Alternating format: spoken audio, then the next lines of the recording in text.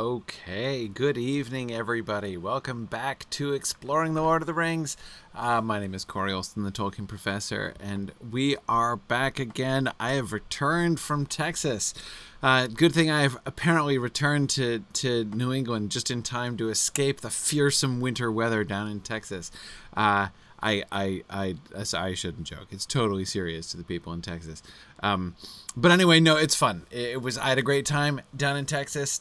Moot was awesome. We had a fantastic day on Saturday, and I had a good time being able to sort of catch up with people. I had some great meetings with folks while I was down there. A whole bunch of my Signum people, including Maven herself. Got to go meet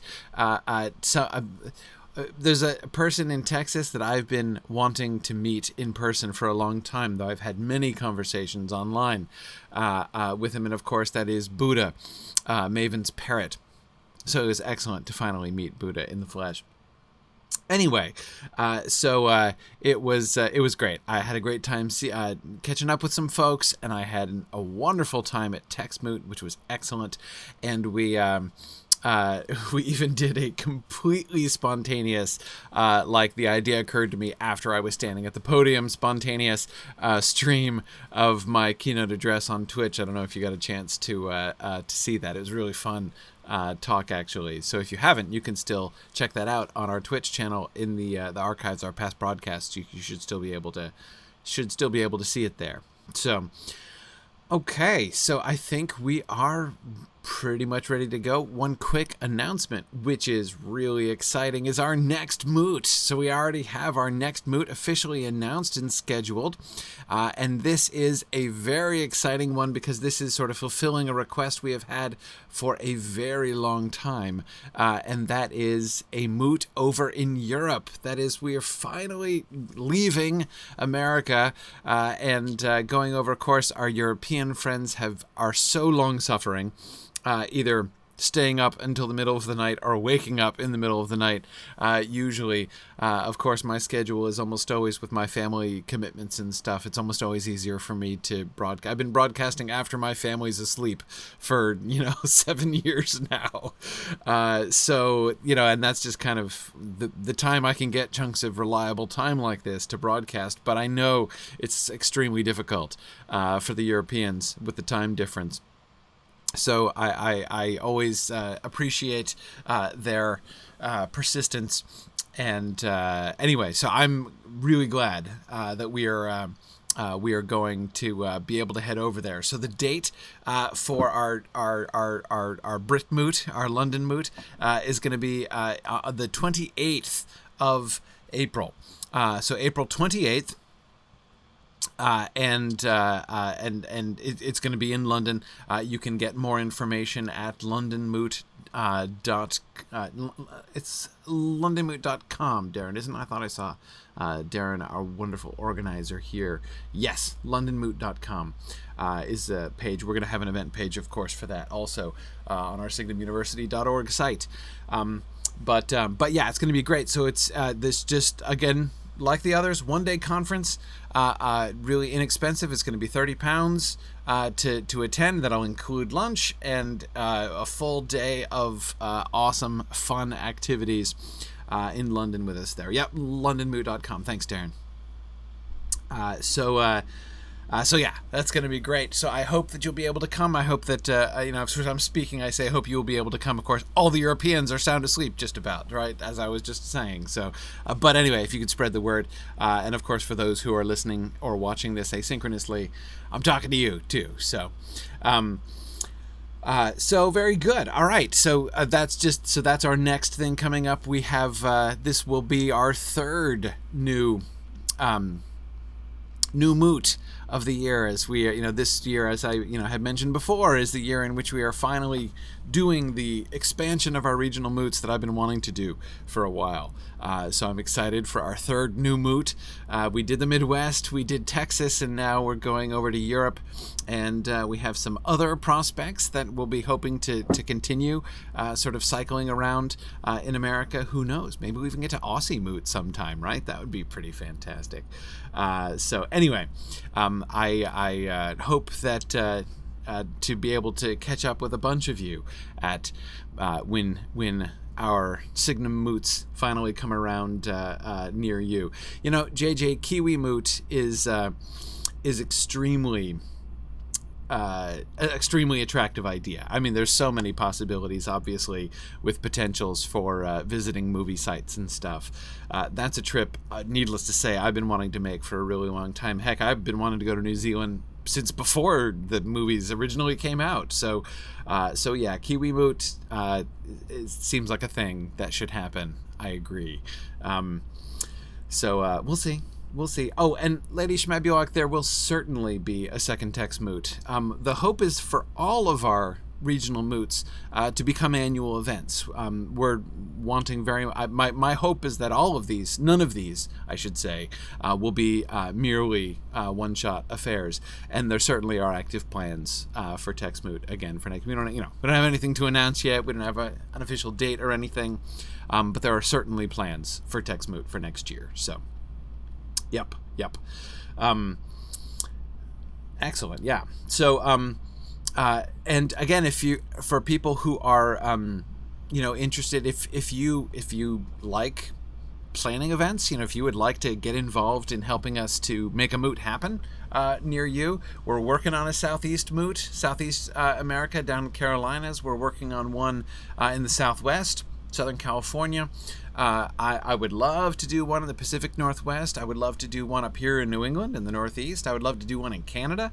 I'd love to do one in New Zealand or Australia, as I said. So anyway, that's those are kind of the main, and I have a few leads for those, but I'd be very interested in anyone who is in one of those areas and would like to help out. So yeah. Anyway, all right. Yeah. Cool. Excellent. You need one in Florida, O'Malley? Well, Florida has its attractions, no question. Yeah, we'll see. I mean, of course, I don't know how many exactly we'll be able to do. I think that we could do probably 8 to 10 a year pretty well. After that, it's going to be a little hard for me. My goal is to just personally to get to all of them, and if we have many more than 8 to 10, then it's going to get a little hard. My family is going to start complaining about never seeing me anymore if I end up traveling much more than that. But we'll see. Again, right now the goal is somewhere around 8 to 10. So we'll see. Anyway, let us move forward. So because tonight, we're going to get out of the Barrow-Downs. I think we may even get to the road. In fact, if we're not careful, if we don't watch our step, we may get swept away and end up all the way to the end of Chapter 8. This, of course, is officially the 10th session, by my count, on Chapter 8. We have really dug in to Chapter 8 here. But we're about to be done and get to Bree, I think. Tiber's pointing out that if we do that many moots, it'll also really slow down the class, and I agree, Tiber. But, you got to think, though, maybe, putting the brakes on our wild and whirling journey through the Lord of the Rings might not be such a bad idea, right? And we don't want to get too carried away. So, yeah. All right, to the East Road. Let's do it. Okay, so where are we? So tonight's class I titled Crossing Boundaries, as there are 2 different boundaries that we cross in fairly quick succession here as we are transitioning. And really, there are a bunch of different boundaries that we can think, right? That we can think of crossing. Because really, this is a significant moment. The end of Chapter 8, when we leave the Barrow-Downs behind and enter into Bree, is really the beginning of a new kind of epic, a new segment of the story. As we were going through the Old Forest and the Barrow-Downs are both of them, in a sense, Shire adventures, right? That is, we've not really fully left the Shire behind. Those are the things, both of them, both the Barrow-Downs and the Old Forest are they're not in the Shire, obviously, right? But there's a sense in which they kind of belong to the Shire, if you see what I mean, right? They are known perils on the outskirts of the Shire, but when we cross into Bree, we've moved to a different place altogether, right? We have left the Shire behind and are now in foreign territory, and really a new part of the story as well. We're no longer just the hobbits on their own attempting to escape from the Black Riders, right? Once we get into Bree and we get to the events in the Prancing Pony, and of course, most importantly, the meeting with Strider, obviously, and the change that is going to make to the story. So yeah, I mean, I've always, so we're really entering what is sort of the second half of book one, right? Getting up to Bree being sort of the first. I mean, it's not equal halves, right? We got 8 chapters for the one, and only only a few chapters for the second half. But as I said, this seems like a really significant boundary. So, and of course, there are 2 other boundaries that we'll cross as we go through. So let's move through. And JJ, I agree with you. In retrospect, I so regret how reckless I was, especially in chapter 1. Good grief. What do we do? 3 classes on chapter 1? It's ridiculous. We should have done at least 12 minimum on chapter 1. And chapter 2, we could still be in chapter 2 had I been really thorough about it. But who knows? Maybe we'll go back. But we've certainly at least learned our lesson since then. All right. Really cool question from Kyle. Kyle, I think, did I see you in the chat, or I think you're here tonight? Really neat question. In conjunction with one of those scenes from the Barrow.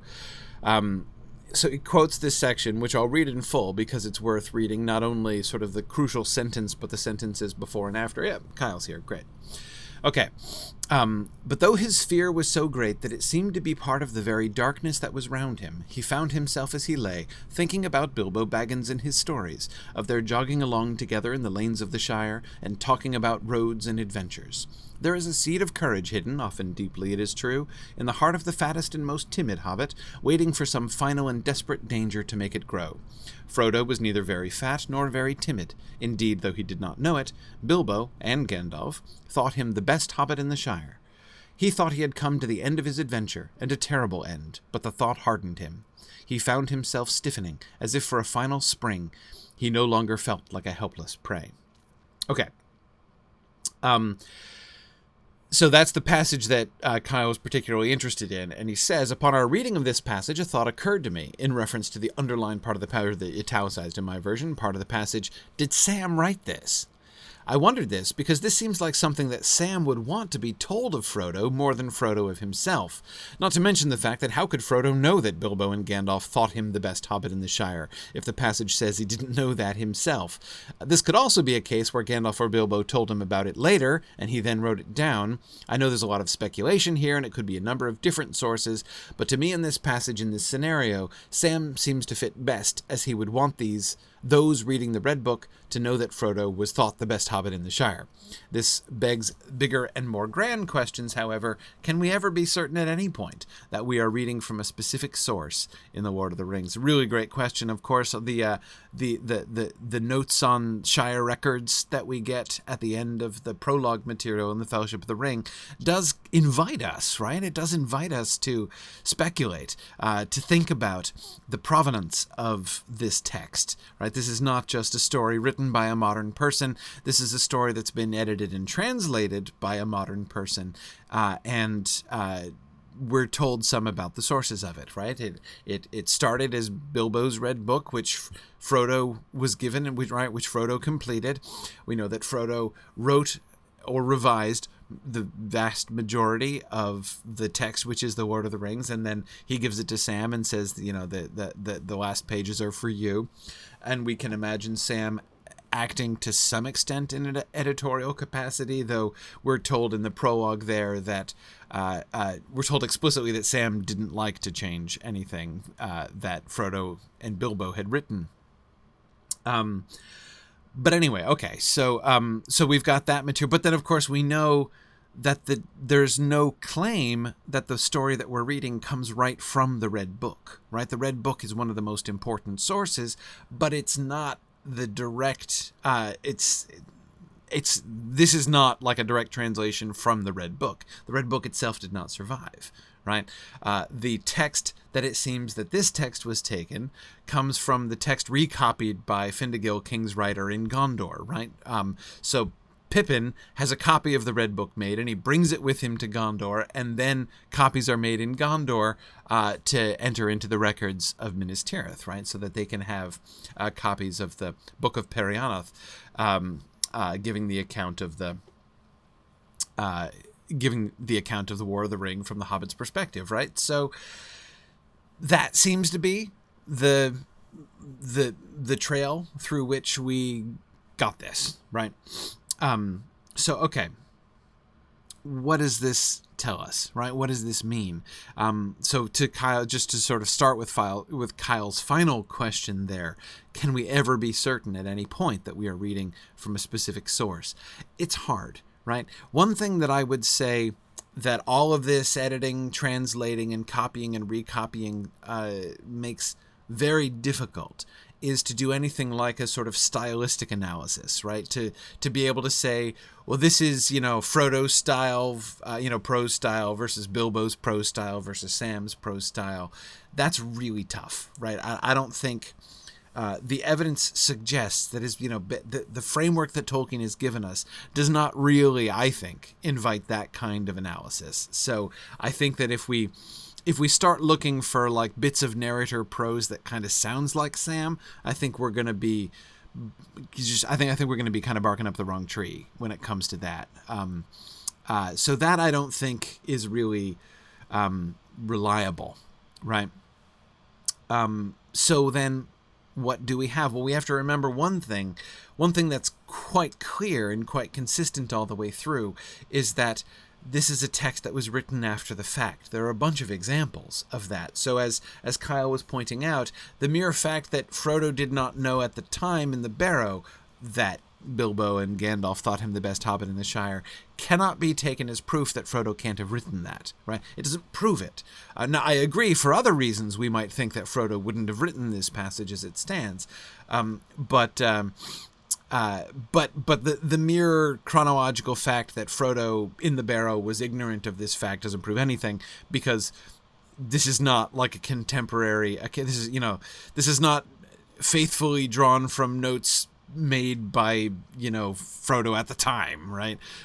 He's writing all about this in reflection afterwards and has had plenty of time to have follow-up conversations with everyone involved who's still alive at the time. So he's not going to have follow-up interviews with Boromir, but apart from that, most of the characters involved are able to explain things to him and give him backstory that he didn't have at the time. So that kind of thing is never going to be a concern, and we will see, and I'm going to be really interested to observe some moments later on which are very explicitly after the fact, right? Which interject the perspective of a later time onto events. Those are, I think, some important moments that we'll get later on. I'm not counting this as one of them, right? The mere fact that we're told this thing that Frodo didn't know at the time doesn't take us out of the frame of the story, right? There will be moments that will take us entirely out of the chronological moment of that event in the book, right? That will happen. That's not happening here. Yeah. Okay. So,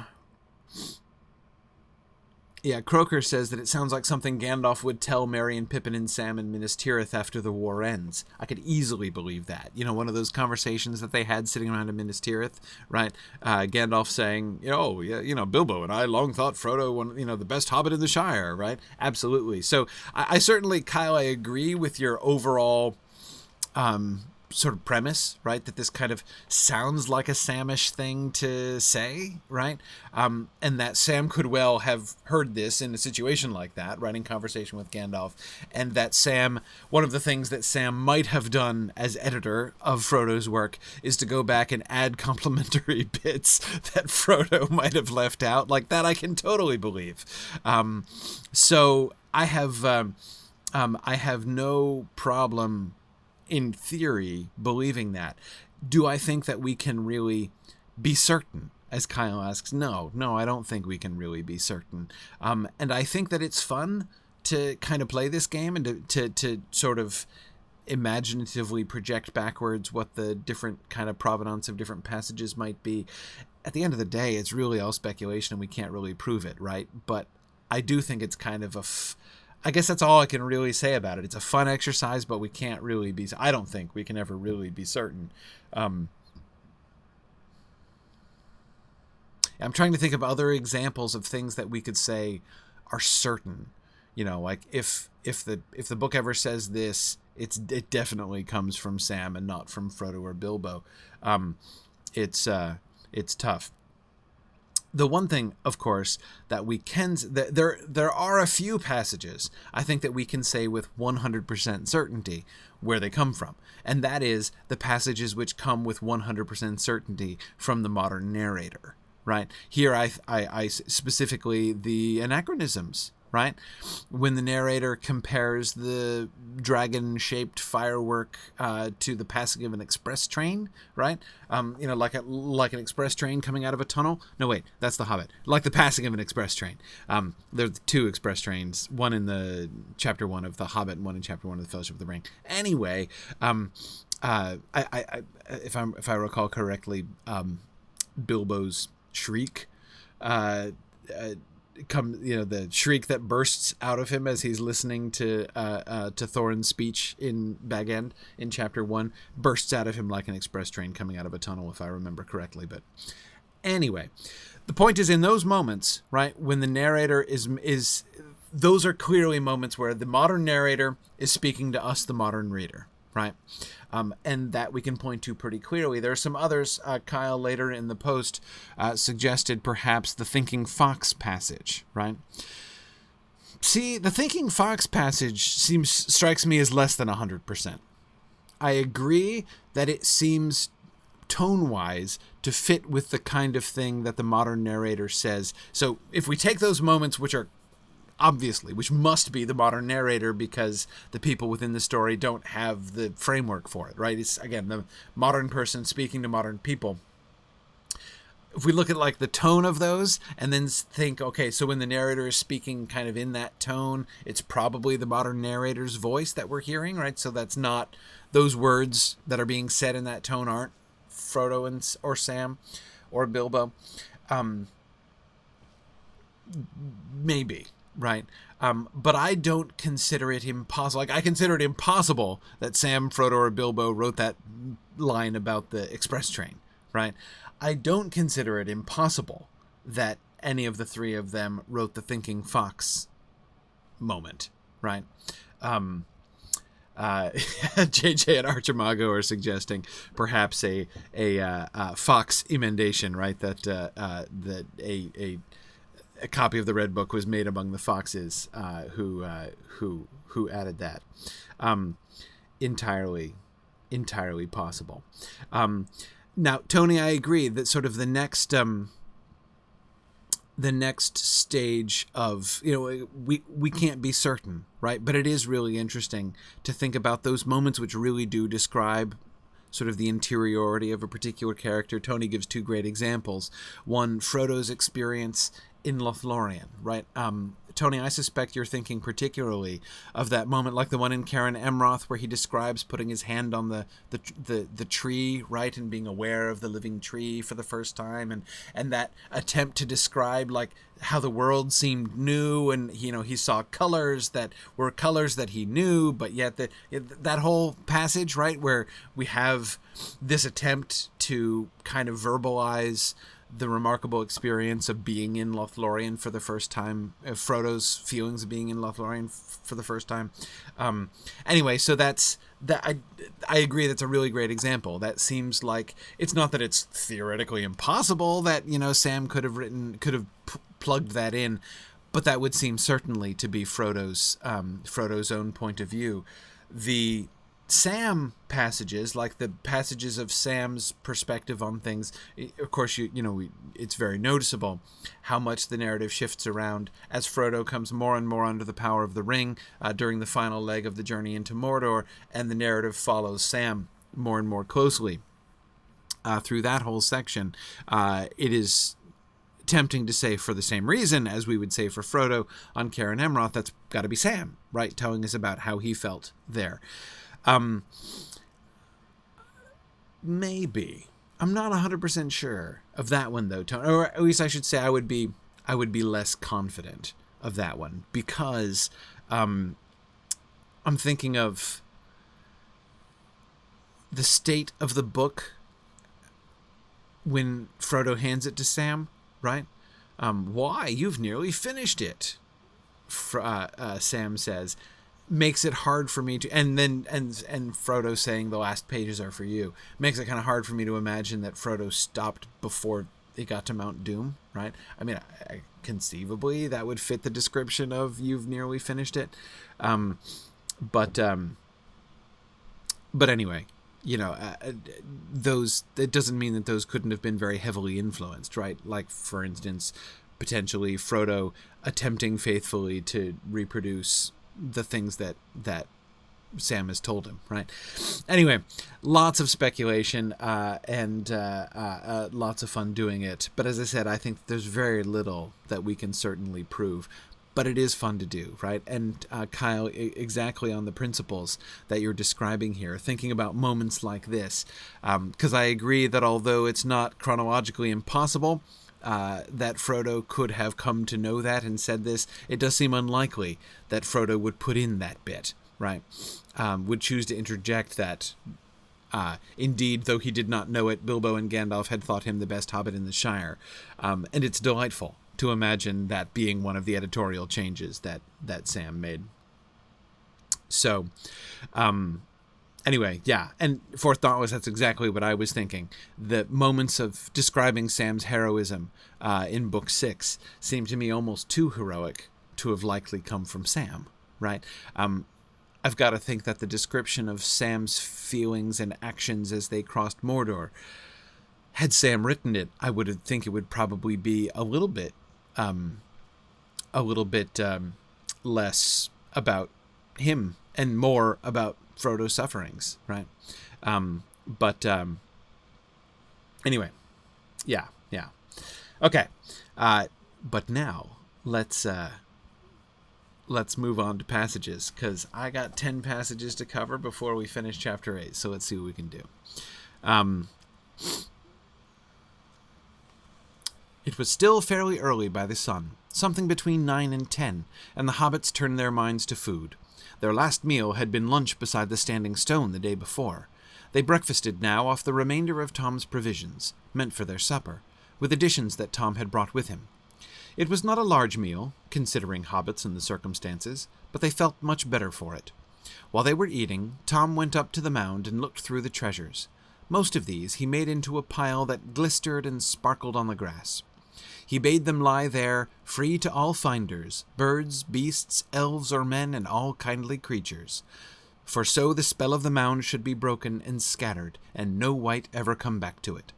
He chose for himself from the pile a brooch set with blue stones, many shaded like flax flowers, or the wings of blue butterflies.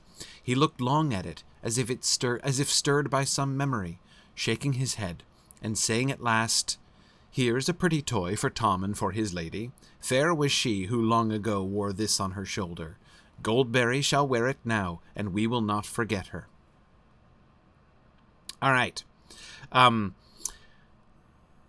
So what do we see here, right?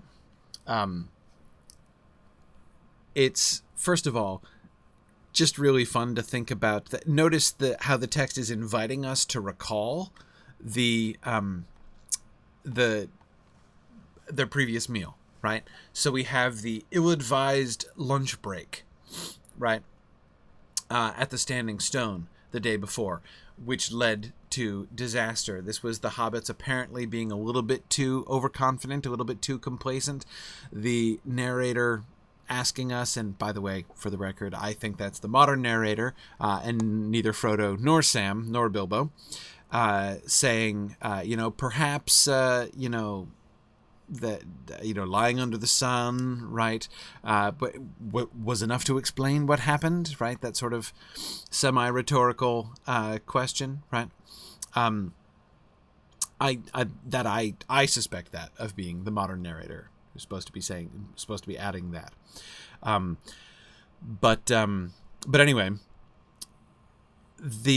it's nevertheless seems to be made fairly clear that they've been hoodwinked, right? They've been fooled, they've been entrapped, they fall under the spell, the dreadful spells of the Barrow-wights at that point, but they left themselves open to it, right? Had they just pushed on, had they not stopped and propped themselves up against, I'm gonna take a nap against one of these sinister standing stones, they could have maybe played that a little bit better, right?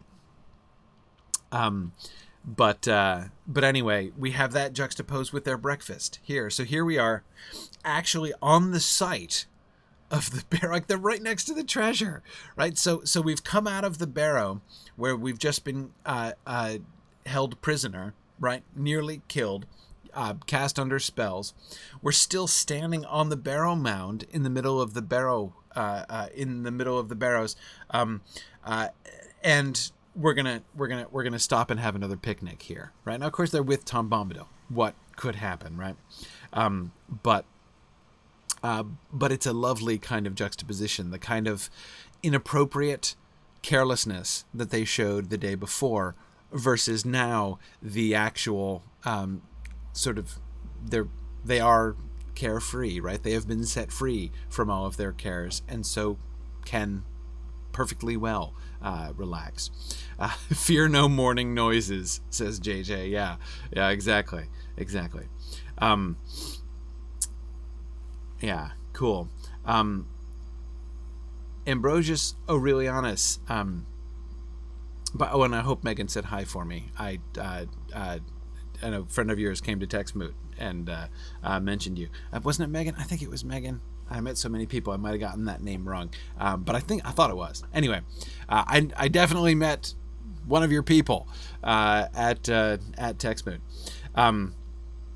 Augusta. It was Augusta Hardy, right? Of course. Great. Yeah, I really enjoyed her paper, by the way.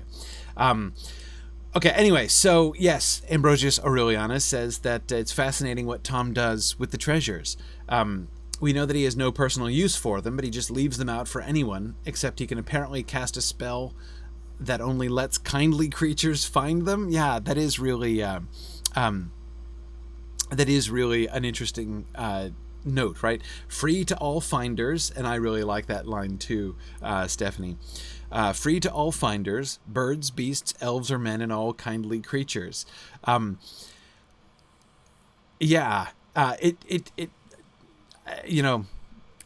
Arthur, I do think that does seem. It does sound almost like a spell in that way, right? Like no unkindly creature is going to find, because conceivably, right, the Barrow-wight from the next mound, who maybe has been like envying the treasure of his next door neighbor for a while, is going to just like add to his hoard and make himself stronger or something, if that's how it works. So he's making sure none but kindly creatures are going to find this. That does seem to me the implication, right? I mean, at the very least, it's being left open for all kindly creatures, but I do like that sort of indirect implication, that it is open to the finding only of the kindly. For so the spell of the mound should be broken and scattered, and no wight ever come back to it. And that's exactly the thing that makes me think that this is an act of, if it's not, sort of in this sense a spell, right? By Tom, it's at least a counterspell, right? It is part of the breaking of the power of the wight.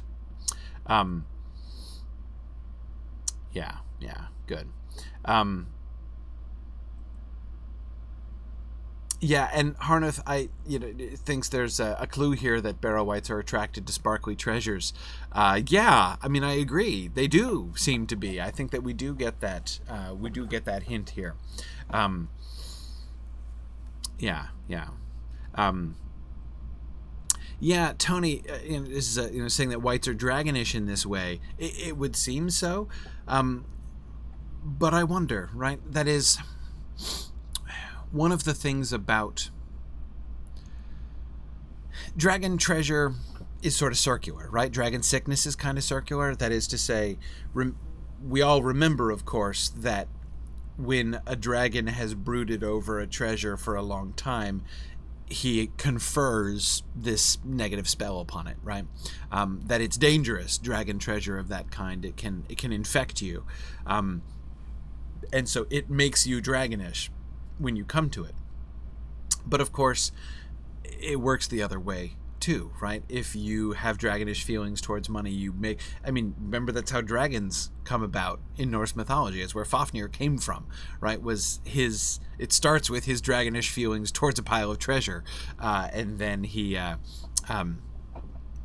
that's how he becomes a dragon. So yeah, Tony, exactly. Tony says it's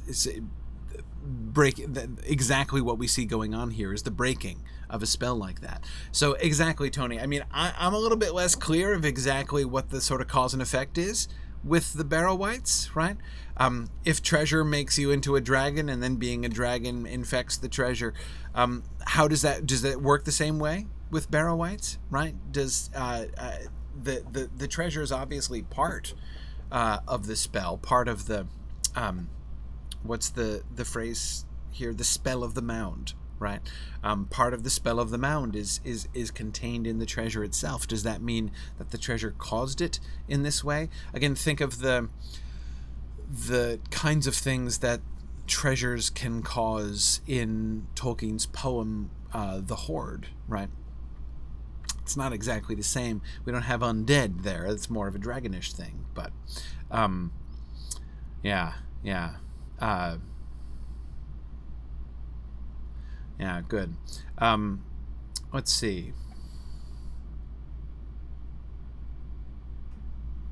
Yeah, JJ says, remember Eustace. Exactly. With the dragon cycle, right? Yeah, exactly.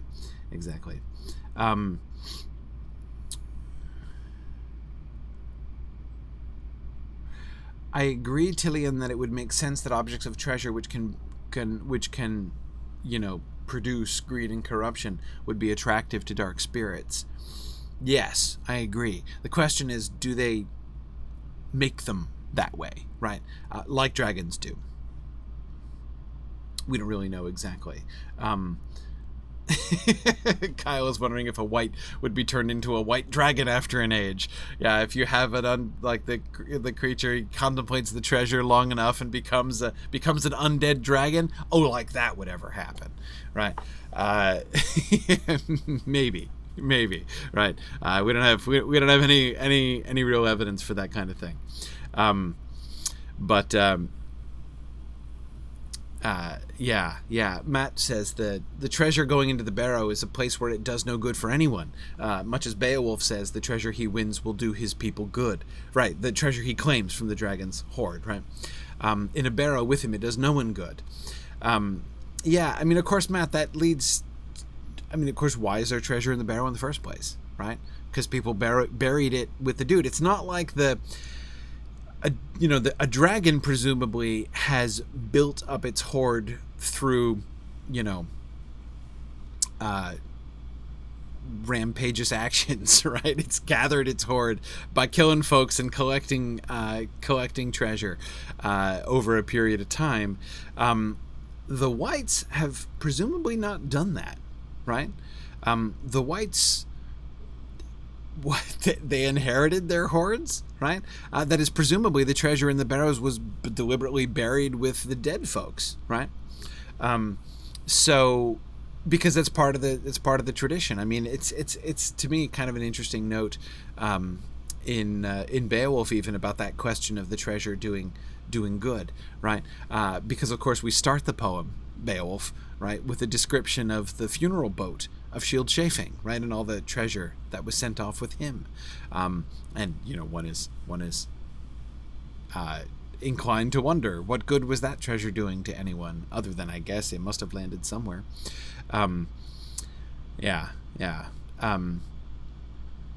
But anyway,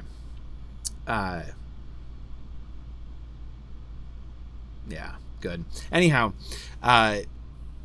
whether the treasure was itself instrumental in the curse, it's part of the breaking the spell of the mound, right? If the treasure is dispersed, no wight can come and live there again. So it seems that the treasure does create some kind of necessary condition, right? For the wights to live there or to have power over the Barrow. And that's an interesting kind of thought, right? Hey, this would be a great paper topic, wouldn't it? For somebody to give it a moot. Think about compare and contrast, right? Compare and contrast the relationship between treasure, Barrow Wight treasure, and the Barrows and the Barrow Wights, right? And dragon treasure. That would be really interesting. That would be really interesting. Erokeb points out that if the white spell is to bring everything down into its darkness and coldness, scattering the treasure out to be used only by those living under the sun opposes that spell. That's certainly true. There is a kind of reversal here, right? How the treasure was... The hobbits were adorned with the treasure as they were being drawn down into the deathliness, right? So inasmuch as the treasure is the accoutrements of funeral, right, it becomes part of the death ritual.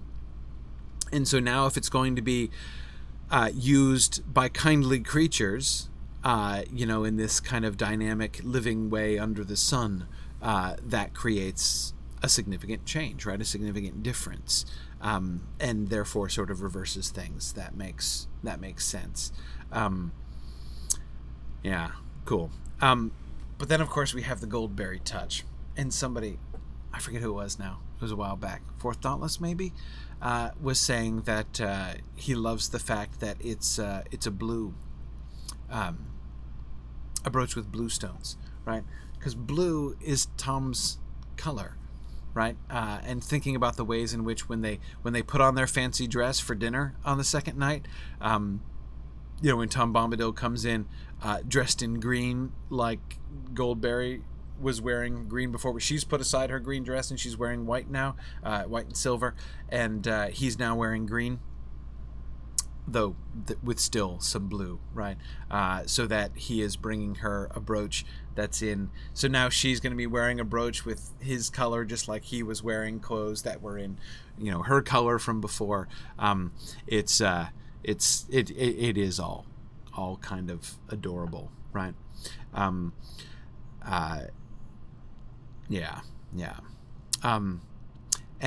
oh, by the way, yes, Tony, I think that connection back to the tombs of the Númenóreans and of the Gondorians, right? How, we had the same, we got into the same tomb difficulty in the days of the waning of Gondor in the Third Age as well. So yeah, thinking about the Barrow treasure in conjunction with that would be a good way to approach that paper topic. And of course, Stephanie, as you're pointing out, with the flowery associations with Goldberry, it is interesting that we get, a brooch set with blue stones, many shaded like flax flowers or the wings of blue butterflies, right? Those comparisons, which is really interesting, almost backwards, right? Like if we had met flax flowers or blue butterflies, one might have attempted to describe the blue butterflies by saying that their wings, shone like blue gems in the sunlight, right? And now we're going the other way around. Here is a pretty toy, interesting word, isn't it? For Tom and for his lady. Fair was she who long ago wore this on her shoulder. Goldberry shall wear it now, and we will not forget her. Now, I agree with the several of you who have said that this is an enormously tantalizing line. It certainly is. We know, of course, that Tom has a great wealth of memory spanning back millennia and millennia in this spot, and we were shown glimpses of that, right? The hobbits are given the sort of enchanted glimpses of Tom's memory that we see in his in his talk there during Goldberry's washing day, and this seems to be a reference. I mean, I can't.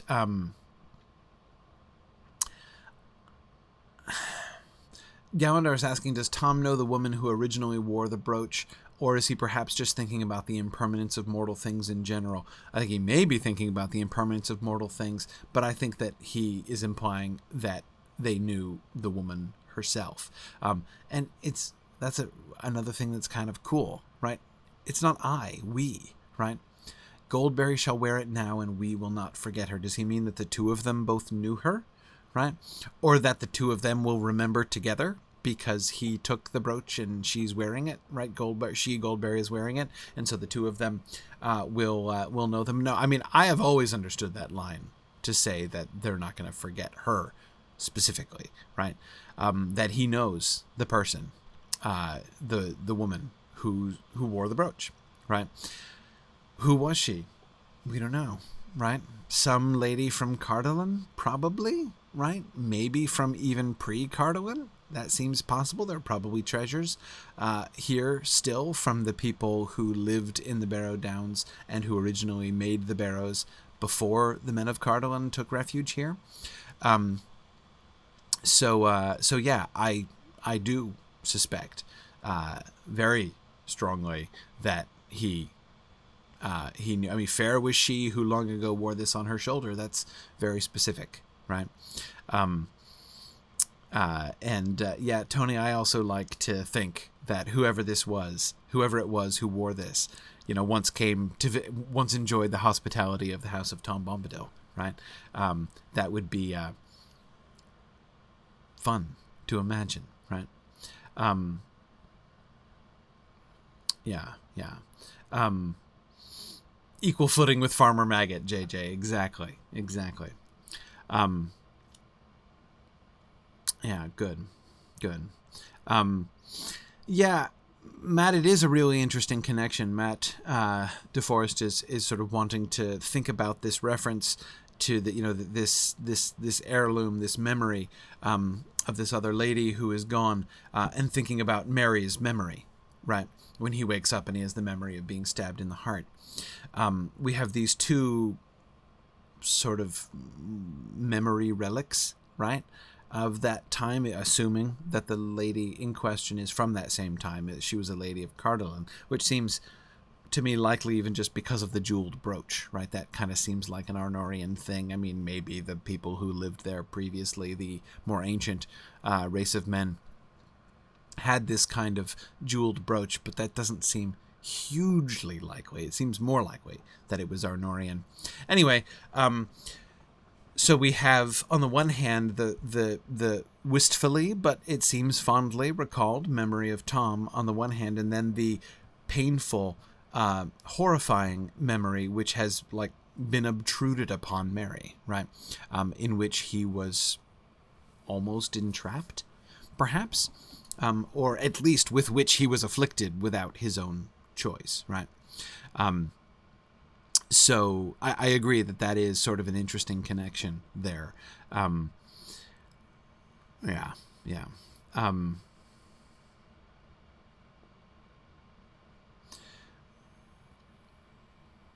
Yeah, Valoria's wondering if his comment about remembering her when Goldberry wears the brooch is almost a kind of rebuke, right? A rebuke of burying the treasures in the barrows, right? To say that maybe there are better ways of commemorating folks than burying treasures with them uselessly in death. Perhaps. Yeah. Let's see.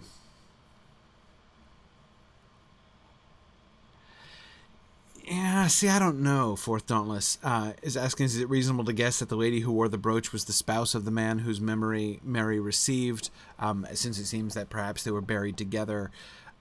That seems plausible, but I wouldn't think necessary. As, for instance, it could just as well be his mom or grandmother, right?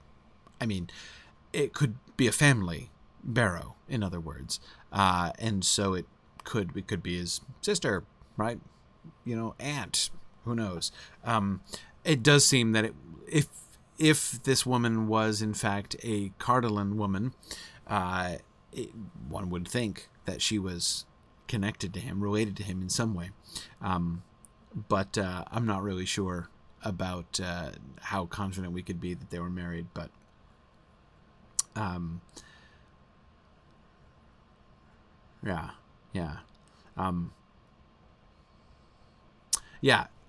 Vince, it could be just a woman of the court, conceivably.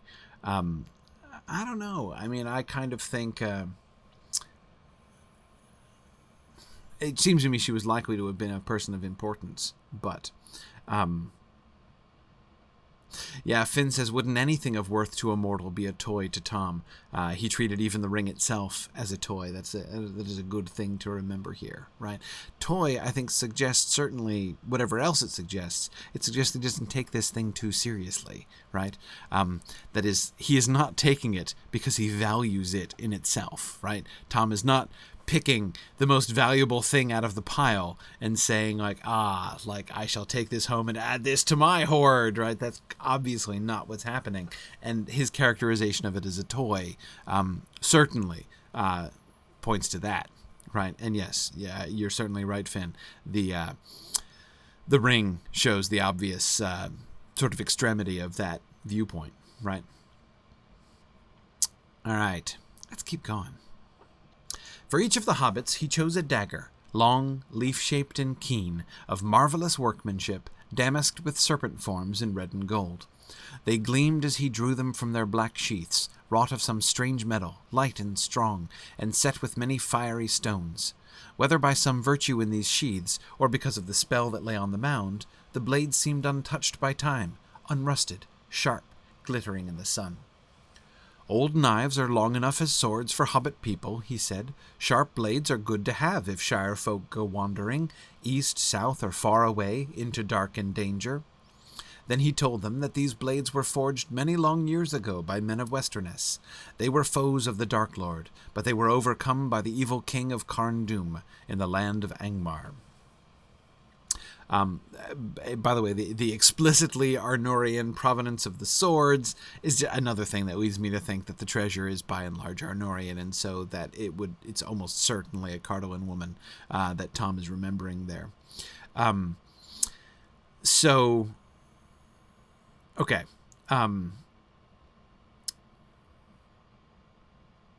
First, Tom picks the brooch, right, for himself and for Goldberry.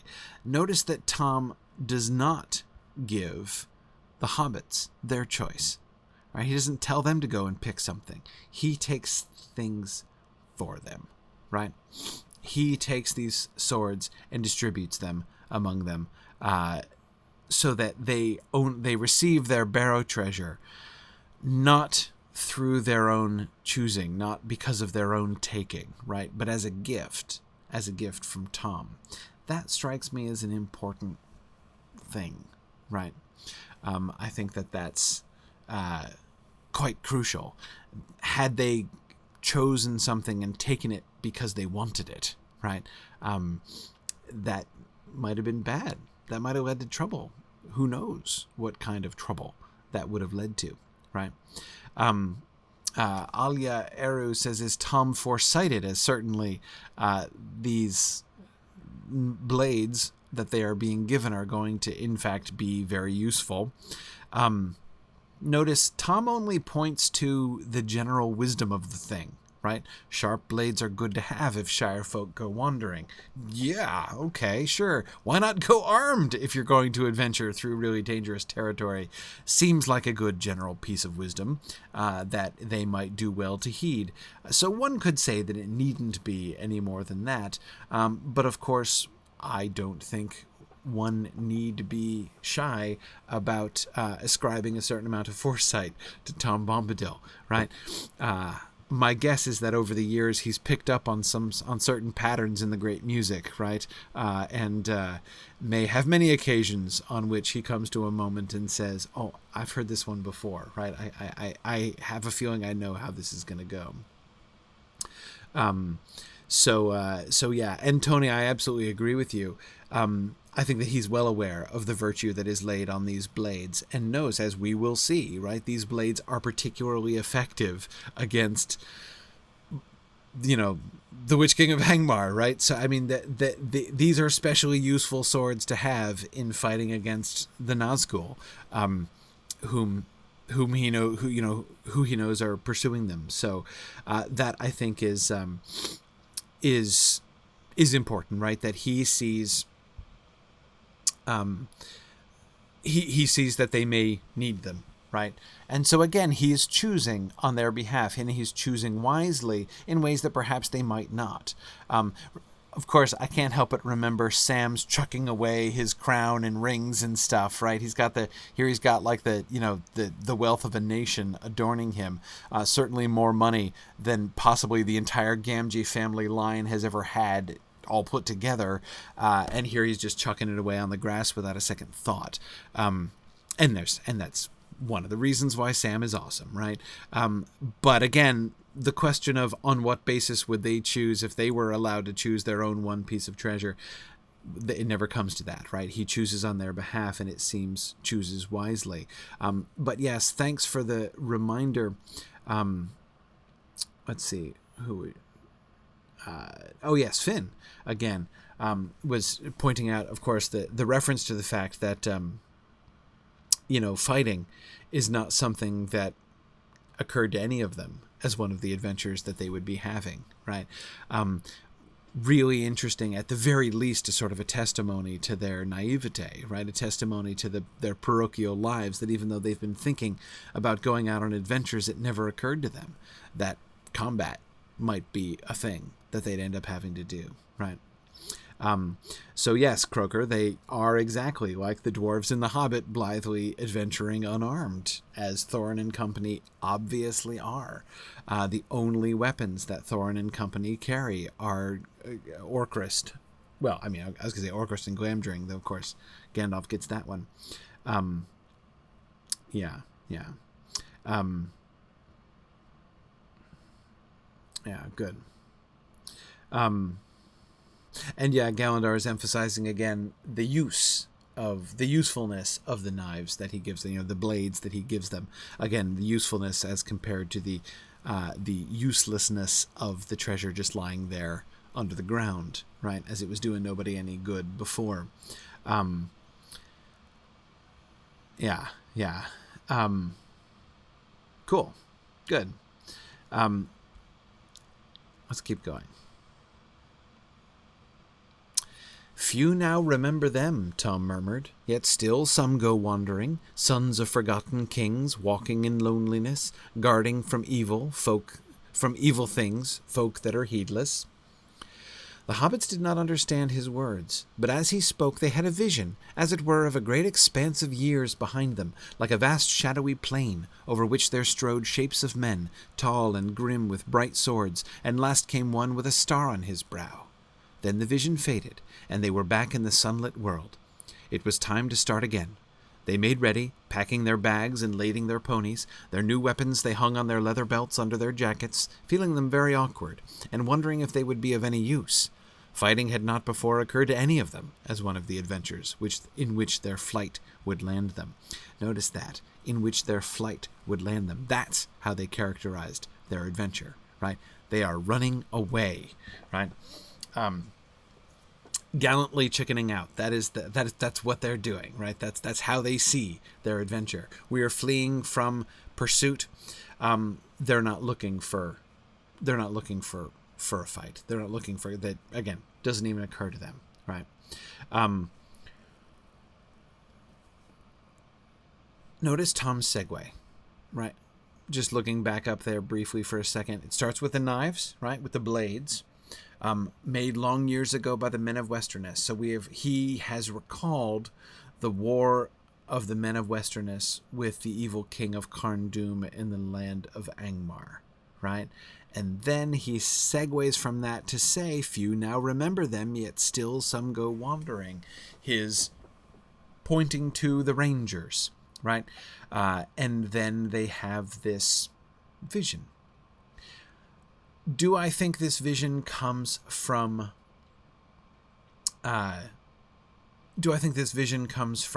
Tom? Yes, definitely. And I say definitely because it's so much like the visions that they had under the influence of his talk in the evening of Goldberry's washing day, right? So the way in which Tom is capable of making them see the stuff that he's talking about, this seems to be just like that, right? So he's talking here about sons of forgotten kings walking in loneliness, guarding from evil things, folk that are heedless, and then they have a vision of that, right? A great expanse of years like a vast shadowy plain, and the shapes of men striding around on it, tall and grim with bright swords. And then at last one came with a star on his brow. Okay, so yeah, that's really interesting. Fourth Dauntless says, "Is the man with the star on his brow Elendil or Aragorn? Are we looking backwards or forwards?" Right? Great question. I actually love the fact that it could be either one, right? If you look backwards, it's Elendil. If you look forwards, it's Aragorn, right? And the point is that, of course, Aragorn is the return of the king, right? So Aragorn is Elendil, right? In a sense, right?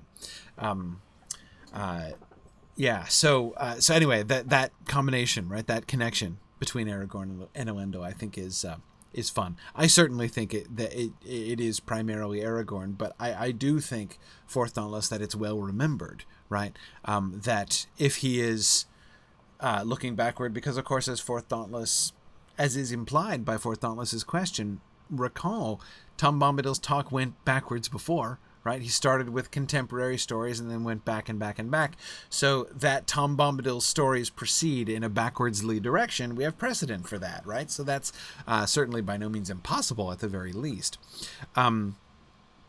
Anyway, yeah, so Tony asks, do Tom and Aragorn know each other?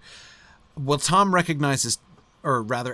recognizes Tom, right? We don't have I don't think Aragorn ever makes any reference to interactions with Tom Bombadil, but he is neither surprised nor puzzled by who is the funny guy in the brightly colored clothing with the fat pony that they're talking to, right? He sees them talking and says, I don't need to repeat what they said to old Bombadil, right, as he will say in the next chapter.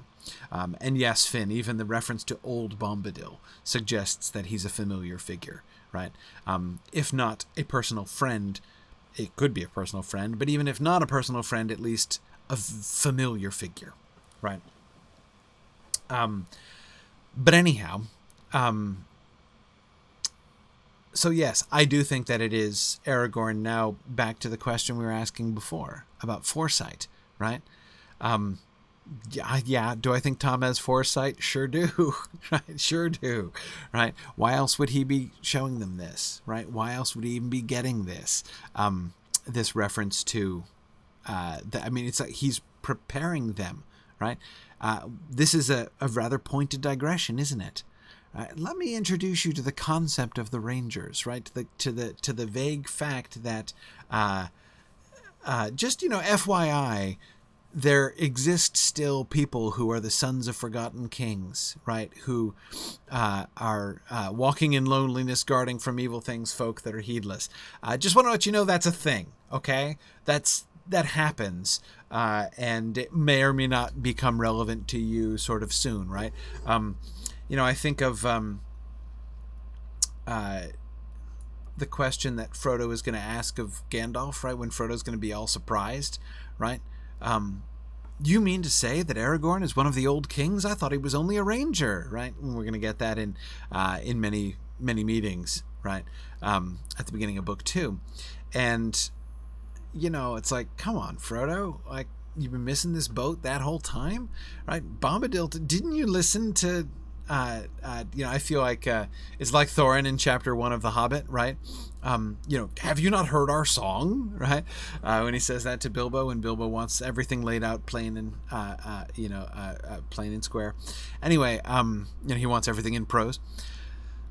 Bombadil could say, "Hey, didn't you? I told you. I gave you a vision of this, right?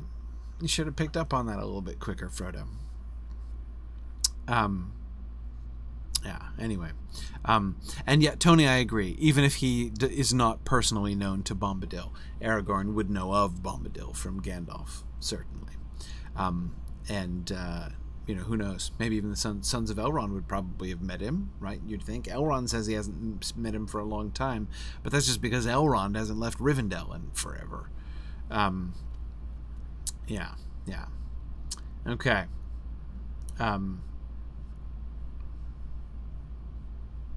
Don't you know my name yet? Exactly. All right. At last they set off. They led their ponies down the hill, and then mounting, they trotted quickly along the valley. They looked back and saw the top of the old mound on the hill, and from it the sunlight on the gold went up like a yellow flame. Then they turned a shoulder of the downs, and it was hidden from view. Though Frodo looked about him on every side, he saw no sign of the great stone standing like a gate, and before long they came to the northern gap and rode swiftly through, and the land fell away before them. It was a merry journey, with Tom Bombadil trotting gaily beside them, or before them, on Fatty Lumpkin, who could move much faster than his girth promised. Tom sang most of the time, but it was chiefly nonsense, or else perhaps a strange language unknown to the hobbits, an ancient language, whose words were mainly those of wonder and delight. One of my favorite sentences of this chapter. But focusing on the first bit first, I love that last sentence so much that I think I pay too much attention to that and miss the description in the beginning of that first paragraph. Do you notice that? They looked back and saw the top of the old mound on the hill. So they look back and see the mound that they left, the mound in which they were imprisoned. And what do they see? And from it the sunlight on the gold went up like a yellow flame. That's a remarkable image, right? This is not just like, and they could still just catch the glint of sunlight shining on gold things in the grass, right? What you might expect to see is like sparkles from a distance, right? If you're seeing the sun shining on the treasure. But that's not what they see. They see the sunlight on the gold going up like a yellow flame, right? That's, I think, pretty remarkable, right? Remember the whole sunning of the treasure thing that we were talking about at the beginning, that it seemed to be part of the breaking of the spell. I don't think, I know I see you guys are wanting to talk about Tom's language again. We'll get to it. I definitely want to talk about that. But I don't want to leave this behind, because I think it suggests to me that something else is happening there, right?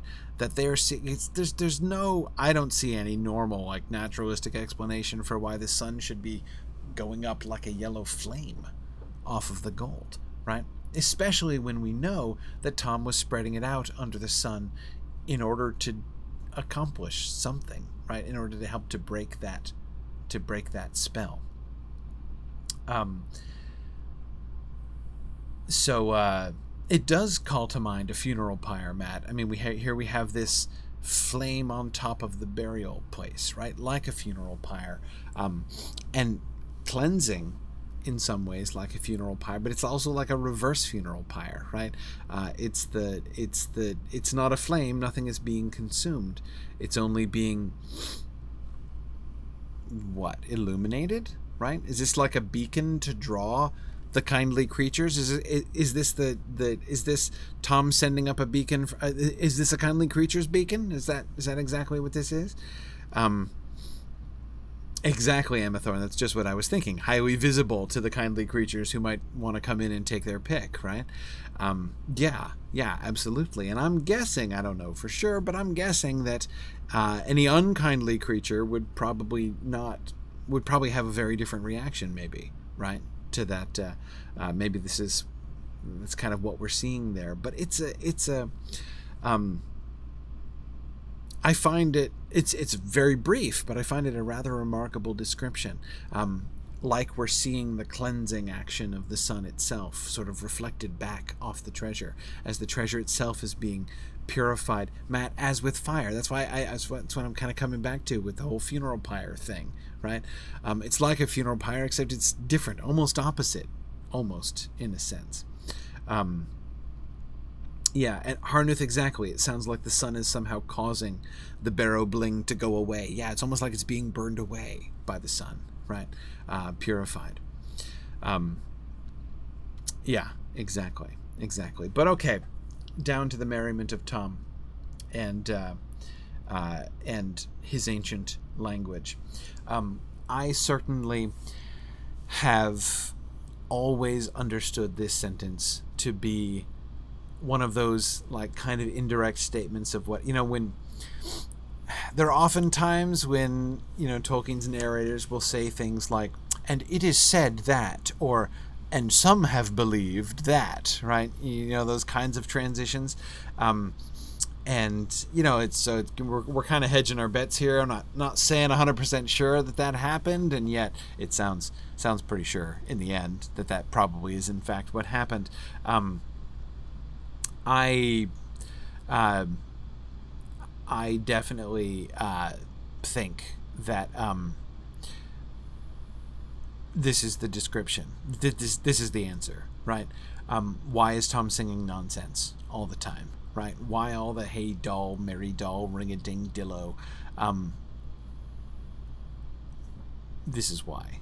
Right, that what he is singing is an ancient language, a strange language unknown to the hobbits, an ancient language whose words were mainly those of wonder and delight. Tony thinks that this is what the original language of the Ainur sounds like, quite possibly, right, quite possibly. Thinking back to the Tree of Tongues that Tolkien mapped out, that sort of initial language map, which is the real root of all of his stories. Yeah, like the Valian language before Orome taught it to the elves, right?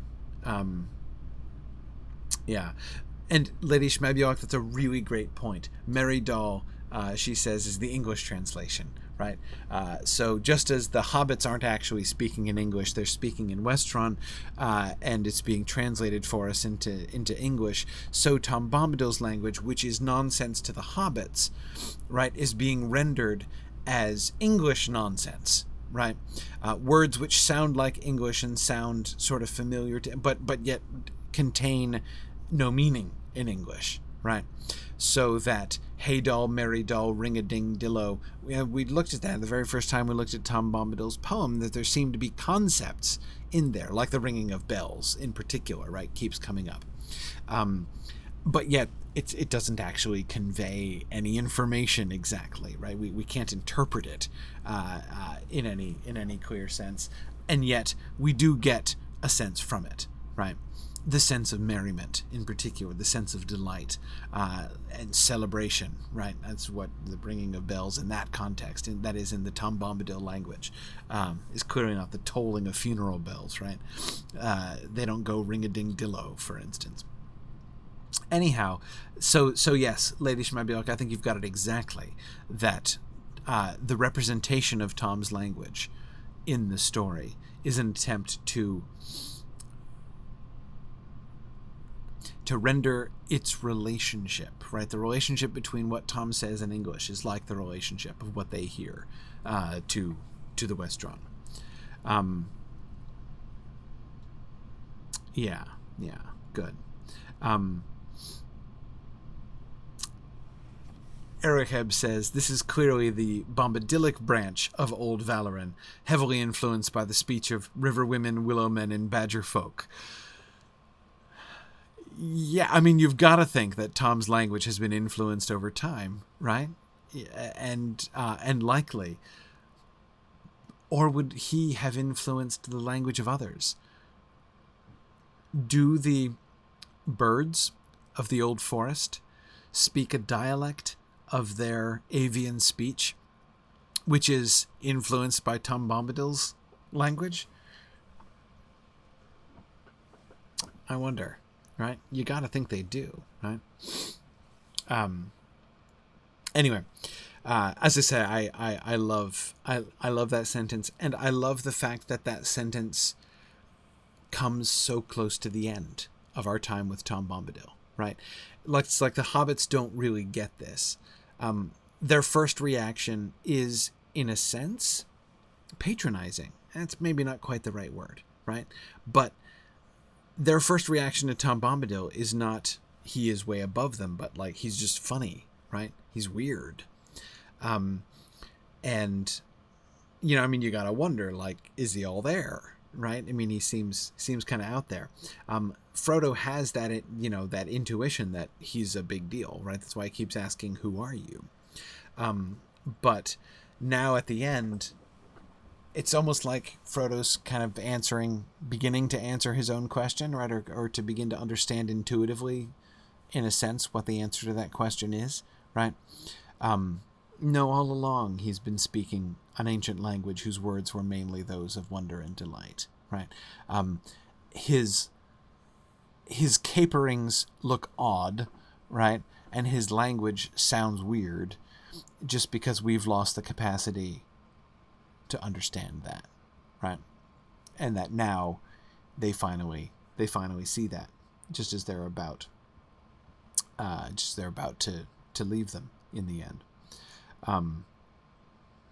Yeah. And Emma Thorne, I agree that Tom is a very unusual mix of being totally carefree and yet well aware of the dangers of the world, right? Yeah, it is really fascinating, right? Because you know, one is tempted to say the only way that you could be completely carefree is to be ignorant, right? Surely, I mean, come on, you got to know the world isn't as happy as that, Tom, right? You know, don't you know that people are suffering right nearby you? Don't you care? I mean, right? Those are questions to be asked about Tom and you know, what Tom does and doesn't do. And yet it's clear he does know, right? Think about his wistfulness, this sort of the touch of sadness as he's remembering the beautiful lady who once wore the brooch on her shoulder, right? He is not untouched by tragedy and suffering nearby, right? But he doesn't allow it to bring him down, right? He doesn't allow it to compromise the wonder and delight with which he greets the world. And that's interesting. I mean, of course, I think it's connected with the question that so many people often ask: why does he leave Old Man Willow alone? Right? Old Man Willow's a problem. Old Man Willow is corrupt. Why should he let him be? Why doesn't he clean house? Right? Take out the Barrow-wights. Take out Old Man Willow. Right? Start an improvement project, and he doesn't ever do that. Yeah. Eric Hebb, I think it's a good way to think about it. He does seem to have complete confidence in his self-imposed limits. Yeah, he is satisfied. He's content. He is. And I don't think there's any way that we should allow ourselves to talk ourselves into the idea that it's a bad thing, right? Or that he's bad because of it. Yeah. They went forward steadily, but they soon saw that the road was further away than they had imagined. Even without a fog, their sleep at midday would have prevented them from reaching it until after nightfall on the day before. The dark line they had seen was not a line of trees, but a line of bushes, growing along the edge of a deep dike, with a steep wall on the further side. Tom said that it had once been the boundary of a kingdom, but a very long time ago. He seemed to remember something sad about it, and would not say much. What do you guys make of that? What's this dike? I have a pretty good guess, right? At least I can only think of one real candidate. And the one candidate I can think of has something sad to remember about it, right? So I think that seems quite likely. Exactly, Erokeb. It's almost got to be the boundary between Arthedain and Cardolan. The boundary of the Arnorian, one of the boundaries in the Arnorian Civil War, right? And that's what's sad about it. It's the result of the breaking of the kingdom of Arnor and the nasty civil wars that followed, ultimately, of course, leading to the extinction of Cardolan and the death of people like the nice lady who wore the brooch, right? Yes, exactly, Tony. I agree. I think this has to be the border of Cardolan, especially since we're told explicitly in the appendix that this is right around where the boundary of Cardolan was, right? So I think that it's fairly clear what that boundary has to be. And I think it's interesting that that's the line that they were seeing, right? They thought it was the line of trees. He was hoping it was the road itself, right? It was trees that were lining the road, so that's what they were shooting for. What he saw was not that, but it was in its way more significant, right? What he was seeing was this boundary, was the boundary of Cardolan. And I wonder if that means this is the boundary of the Barrow-Wights' influence, right? Had they reached this point, would they have escaped the Barrows? It makes it more sort of poignant that is in fact the boundary that they could see from the hill that they took their disastrous nap upon. Yeah. Lady Shmabiwak, I don't see any reason to suspect that Tom took a side in the Civil War.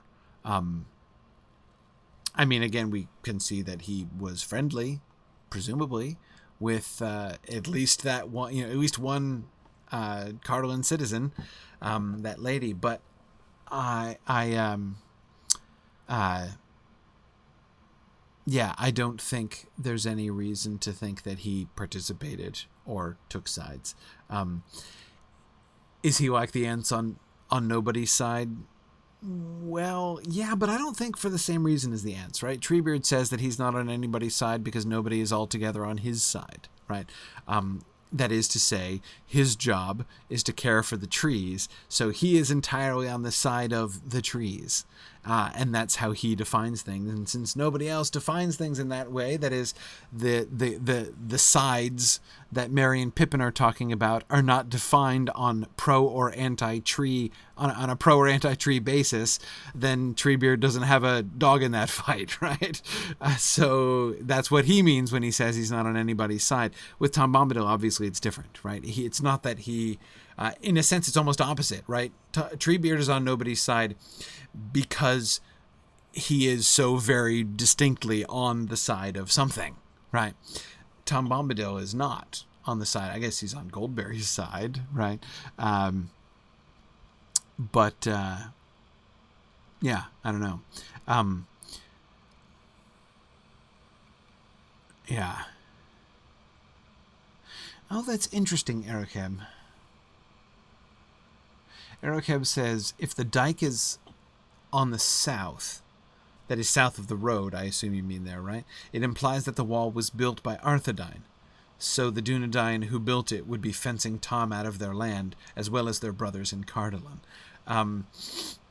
Yes. Yes. Yeah.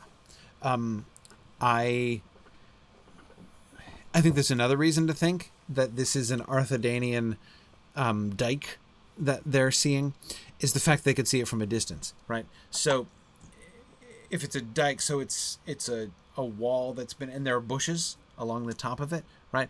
If they're seeing it from behind, like they're seeing the land comes up and then drops into a dike, because they're coming down off the downs, right? So they're coming these steep. So apparently they've cut away part of the downs there to make a wall.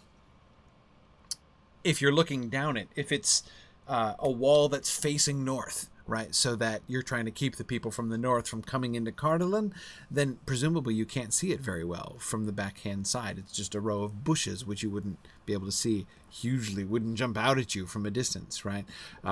Whereas if they are seeing it from the other side, right, if it is a south-facing wall, right, designed to keep people from Cardolan out of Arthedain, then it would be, with bushes on top, right? Then it would be more visible from the south as they're looking down. So that kind of makes sense to me, right? That it would be that way. And therefore it would, I don't know, I mean, fence Tom out, like he would be deterred by that, right? That's not going to happen. But still, symbolically, right? That the fact that, you know, right near, not on, but near the border of Tom's country, there's this wall meant to exclude folks from the direction of Tom's country, right? It's at the very least this sort of symbolic sign of unfriendship from the north, which would be sad. Yeah, exactly, Arnuth. Yeah, so the Great Road runs along the boundary between Arthedain and Cardolan on the Arthedanian side, exactly, just north of the boundary dike. That does seem to suggest that it, I agree with Aerocab, that does seem to make it likely an Arthedanian structure there. But, I mean, it could be either way. I mean, that doesn't prove it, but still. That seems sort of likely. And Catriona, exactly. The walls, no dyke is going to keep Tom out if he wants to go, right? We've seen what he can do to walls if he has a mind. But yeah, I think he would still be. It would still make him sad to remember the division and to remember the wars. Good.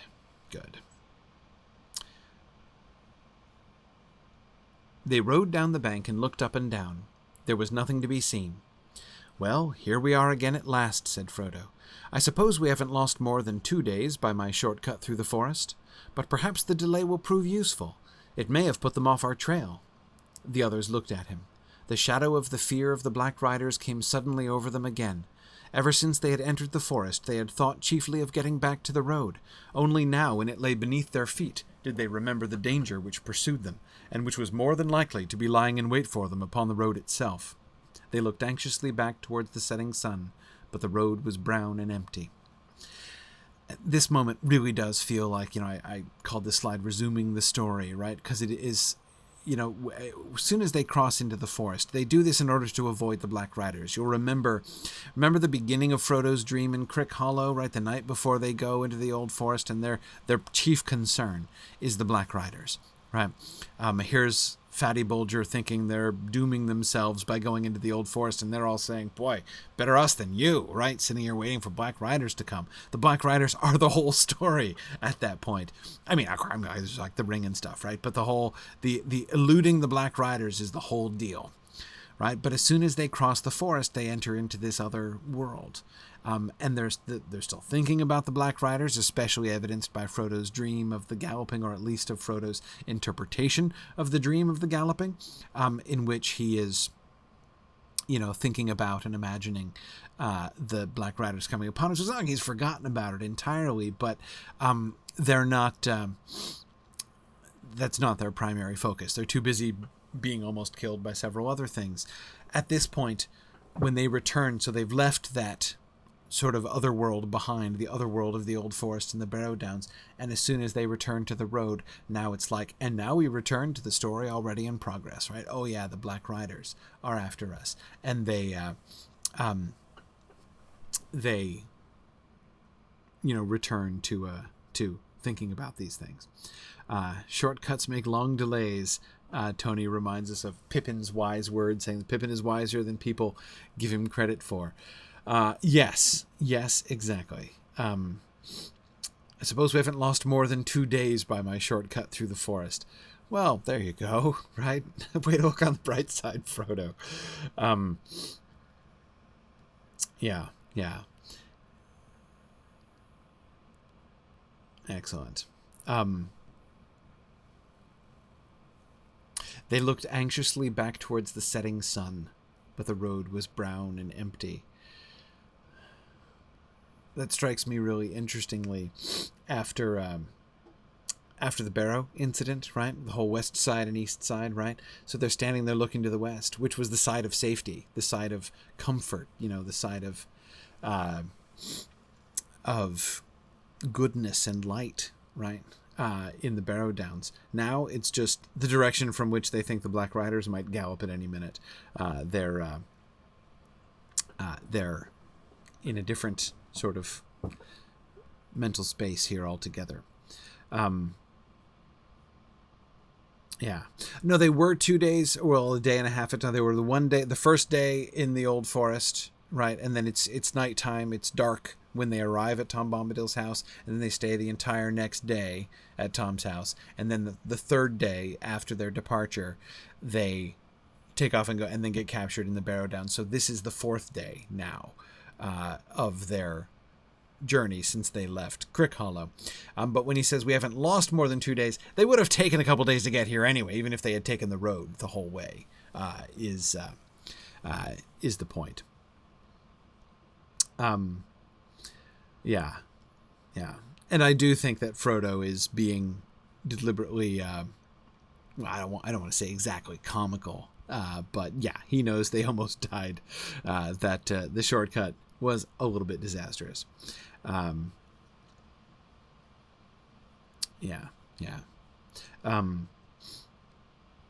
Exactly, Tony. So they lose the 1 day at Tom's due to, they have the rain delay at the house of Tom Bombadil, and then they have the Barrow incident. The disastrous nap. Yeah, exactly. Okay. Do you think, asked Pippin hesitatingly, do you think we may be pursued tonight? No, I hope not tonight, answered Tom Bombadil, nor perhaps the next day. But do not trust my guess, for I cannot tell for certain. Out east my knowledge fails. Tom is not master of riders from the Black Land far beyond his country. All the same, the hobbits wished he was coming with them. They felt he would know how to deal with black riders if anyone did. They would soon now be going forward into lands wholly strange to them, and beyond all but the most vague and distant legends of the Shire, and in the gathering twilight they longed for home. A deep loneliness and sense of loss was on them. They stood silent, reluctant to make the final parting, and only slowly became aware that Tom was wishing them farewell, and telling them to have good heart, and to ride on till dark without halting. The last words of Tom Bombadil in the text are, Tom is not master of riders from the Black Land far beyond his country. Which is interesting, right?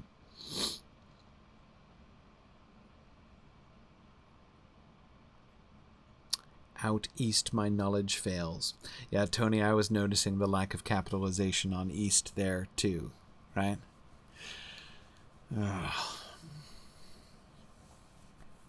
Yeah, I'm not sure what to do with that, with the pattern we were looking at with east and west and capitalization and stuff. Yeah, Ericab, great point, thinking about the definition of the word master, right? Especially in Tom Bombadil's terms, right? In Tom Bombadil's mouth here. Tom is not master of riders from the Black Land far beyond his country. It goes without saying that he is not their authority, right? He's not the boss of them. That's obviously not the question. Clearly he doesn't at this point have to say, don't worry, I'm not going to rip off my mask and show that I was actually Sauron all along. No, that's not what he's saying, right? So clearly he doesn't mean that kind of mastery. So Ericab is suggesting that it means something along the lines of, I don't know how they operate, right? I haven't achieved mastery in Black Rider, right? Not because they're more powerful than he, not because of a limitation of his authority exactly, but just because they're outside his realm, right? They're outside his area of expertise. He's not master of them. He's master of he's master of his domain, right? He's master of the birds and the beasts and the trees and everything. Not in that he owns them, but in that he knows them. He understands them, and he can tell the stories and help people to see things from their point of view. But he can't do that with Black Riders, right? He doesn't know them. He's not their master.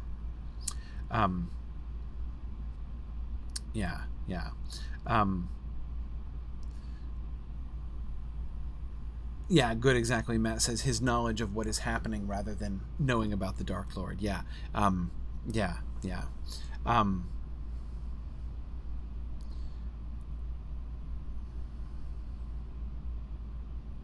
Good. Good. Yeah, exactly. Ambrosius Aurelianus was thinking similar things. He doesn't know the Black Riders in the same way he knows and is master of things in his own realm. Exactly.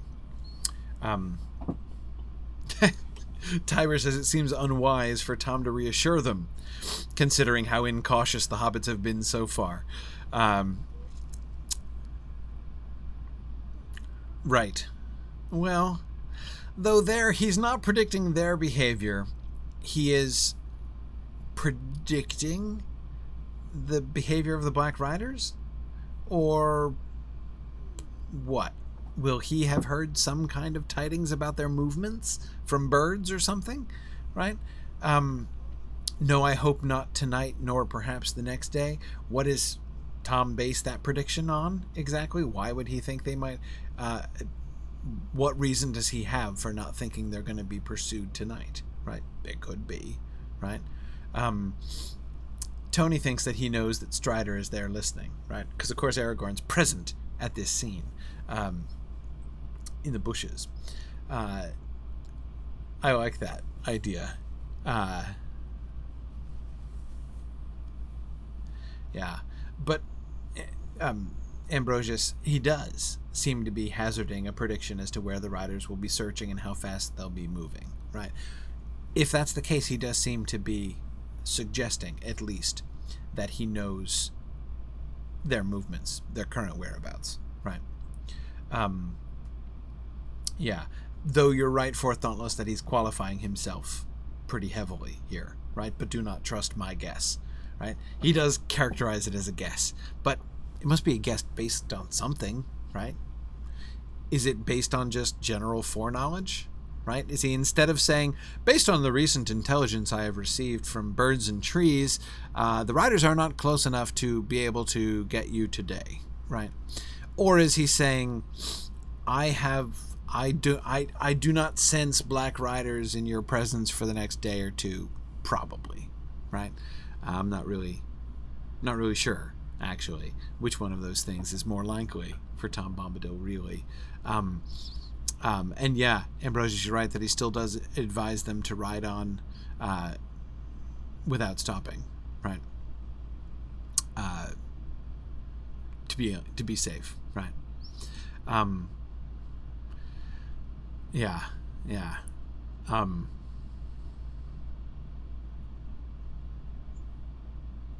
Yeah, exactly. Right without stopping, and I mean it this time, JJ asks. Yeah, good. Well, we haven't quite gotten to the end of the chapter. Almost. We're like less than a page away from the end of the chapter, but this is actually a pretty good transition point. We're saying goodbye to Tom Bombadil. We've come to the end of Tom's country, and we will next time, of course, the only thing that's left in the chapter is the final discussion between Sam's commentary on Tom Bombadil, which will be fun, and of course they're talking about the Prancing Pony and anticipating Bree, so we'll be sort of segueing into Bree and the Prancing Pony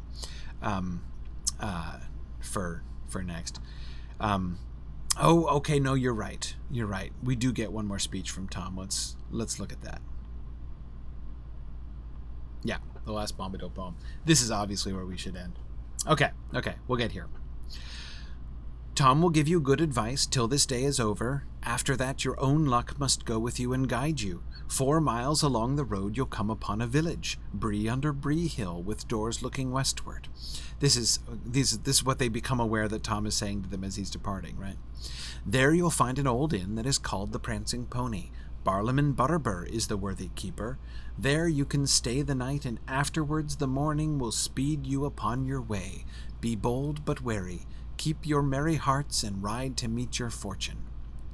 They begged him to come at least as far as the inn and drink once more with them, but he laughed and refused, saying, Tom's country ends here, he will not pass the borders. Tom has his house to mind, and Goldberry is waiting. Okay. I love this last piece of Tom Bombadilian semi-prose, right? It's presented as prose, but of course, as you can hear, and I hope your ear has gotten more and more skilled at picking up and sort of reading Tom's meter in Tom's speeches in Tom's meter, right? But I just 4 miles along the road you'll come upon a village, Bree under Bree Hill, with doors looking westward. There you'll find an old inn that's called the Prancing Pony. Barlam Butterbur is the worthy keeper. It's like the most mundane prose he ever utters, right? This is just him giving directions, telling them what they're going to see. Barlam Butterbur is the worthy keeper. Like, if you think about that as a line of poetry, there's like nothing in it. It's completely mundane, and yet it still fits the meter. And I love how Tom's meter still just dances through these lines, which are, again, like the most straightforward and simple that he delivers, right? Though I do like how he sort of segues to a little sort of prediction, right? There you can stay the night, and afterwards the morning will speed you upon your way. It's an optimistic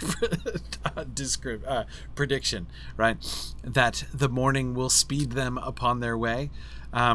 Maybe not, right? But at least that was kind of the plan. That's how it was supposed to work. And then the final advice: be bold but wary. Keep up your merry hearts and ride to meet your fortune, right? Keep up your merry hearts is a really wonderful last piece of advice from Tom Bombadil, right? Be bold but wary is kind of elvish advice, right? Saying both no and yes. Be bold, but not too bold. Well, okay, that's advice of dubious usefulness. I'm not saying it has no application, but of dubious usefulness. But keep up your merry hearts. That's more Tom Bombadilian advice, right? We have seen the kind of, and this is an inappropriate way to describe it, but the kind of weapon that merriment is against the darkness, right? Against, certainly against the Barrow-wights, as we saw. And ride to meet your fortune is a really interesting thing for him to say too, right? That he to meet your fortune, to go out to seek your fortune sounds like it's about money or something, right? Or at least about success. And this doesn't, I don't think this is about success exactly. This is about, oh, hi, Erica. See, Erica just tuned in on Twitter there. Yeah, so I don't think this is about money, and it's not about success. I think this is about, chance, if chance you call it, that they are riding out to meet what is supposed to happen, right? The things that are going to be occurring, the fortune, it might be good fortune, it might be bad fortune, right? That they're going to be riding out to meet, but whatever be the fortune that they are going to encounter, they should ride out to meet it. Right. And Tony, you're right. At least he didn't say doom. Could have been so much worse. And Gowandar, yes, I would think that this is fortune in the sense of fate, like what fortune, what really lies behind fortune, which is providence and fate. Yeah, good. And I agree that Tony, you were emphasizing that he says that Tom's country ends here. He will not pass the borders. Not can't pass the borders, right? Not that he's physically restricted, but he won't. He won't. And he's not tempted. Like, he's not going to. It's not like I might not, or, I usually don't, but Tom will not pass the borders. Why not, Tom? Tom has his house to mind, and Goldberry is waiting, right? Here's one of the things that I wonder. Can Goldberry travel? Is she tied geographically? Is she one of the spirits of the land there in the Withywindle Valley? And as such is really bound to the land? So that Tom could travel, but Goldberry can't, and that's why he won't move, because he's staying with Goldberry. I don't know. Just a thought, just a theory there.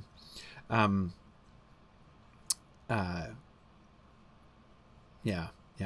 Anyway, Tony, exactly. It does always come back to Goldberry, right? What else would be more fitting for Tom's last words, right? Then Goldberry is waiting, his acknowledgement that he's returning home to Goldberry, and that's why he's not particularly tempted to go out drinking with the boys here. Yes, Goldberry is waiting is something he mentions a lot, right? Yeah. Tony, exactly. I was thinking of the spirit of Carothras when I was mentioning that this concept that Tolkien seems to be, that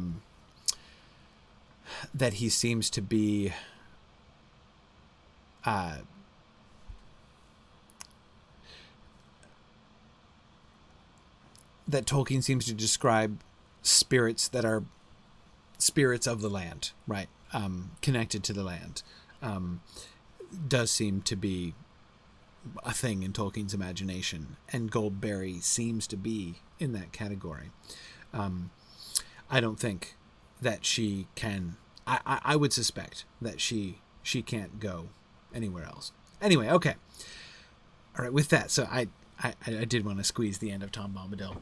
So we're 2 passages short, like 3 paragraphs or something like that from the end of the chapter, which is totally fine. Because like I said, that last conversation is the segue into Bree, and it'll be, so we'll start next time with Sam's reflections on Tom Bombadil and then his inquiries about the prancing pony as we will begin to think towards Bree. So next time, which is next week, because I will be here next week. I'm back here at home. I'm going to be traveling again the last week of February, the very, very end of February, but we should be good between now and then, unless adversity strikes between now and then. It's snowing here tonight, but no power outage yet, so that's been good. Anyway, okay, so we will look forward to getting into the amazing frontiers of chapter 9 next week at the Sign of the Prancing Pony. So I'm going to say goodbye to the folks on Twitter. We're going to switch over and do our field trip now. So for those of you who are following on Twitter, please do feel free to join us on twitch.tv/SignumU, and we will move along. Thanks, everybody. Okay, and very good. Now I will. Time to stretch out. Those of you who have been lounging around here in the lore hall with us. Okay, that's right. Time to, let's work up the circulation here. All right. Okay, now that we've limbered up, we're gonna head out. So tonight I want to return. We were up in the North Downs, so we're going to come to Bree, of course, which is where we're standing. But hey, I have an idea. Let's go out. They don't have that dike, do they? I remember looking for that dike and not really finding it. The boundary that we were talking about? Not sure. Good evening, everyone. This is Valori on his Ko-fi tonight. Yeah, excellent. Thanks for joining me. Okay. Let's see, dike, you say? Yeah, I don't think the dike is there. There's some ruins there. Yeah, there's ruins, and there's of course the natural drainage of the little creek there. Yeah. So let's meet out by the crossroads. First, we'll wait there for a minute to catch up with folks. And maybe investigate a little since we're there. Exactly. Then we'll look around there, and then we'll come in, and we're going to head up to Esteldean and travel over from there again up towards Angmar. Haven't gotten the overt reference to Carn Dûm and Angmar here today.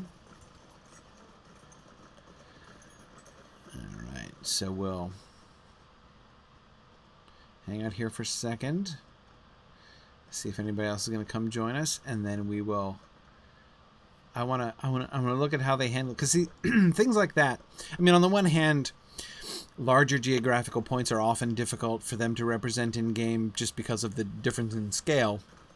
Mm-hmm. So it's not too strange not to find something like that, but at the same time, when something is described in that kind of detail, there's often some kind of attempt to point to it or represent it. So I just want to kind of look at how they handle that here on the road from Bree. Because internal game clock or not, it doesn't take us all day to get to the Barrow-Downs from here. No, it sure doesn't. It sure doesn't. Good thing too. That's where game using common sense over slavish authenticity is a good thing. Yes. Not maintaining the scale, I think, was clearly a good call. All right. Okay, I think we're good. Let's just head over here because it's pretty much right here would be the boundary, or at least where they came out of the Barrow-Downs. Now, do you recall like the exact definition of dike? I'm kind of blanking on it. Well, I mean, a dike is just kind of it's like it's like a wall, right? I mean, a dike was normally, like one usage of a dike was to hold back water. Mm-hmm. To prevent flooding from ocean or lake. I don't know that I've ever asked myself the question, how do you tell the difference between a wall and a dike? Like what exactly dike is sounds the like difference? some sort of lee barrier or something. Yeah, generally. But this could be it. I mean, this is a wall right here, and this is clearly marking off the area. Yeah, this is kind of what I'm thinking, because this is the spot, right, where they come out. I mean, there are no bushes exactly. You can't see it from the spire, but this is the path where you emerge out from the Barrow-Downs. So it's got to be somewhere. It's got 7 around here. Stars on it. Right, and so here we do find. I'm finding myself in a strange position. Okay, so when we do come down out of the Barrow-Downs, there is this wall here, at least. And it is definitely an Arnorian wall, and it does stretch along the south of. It does, so just south of the road.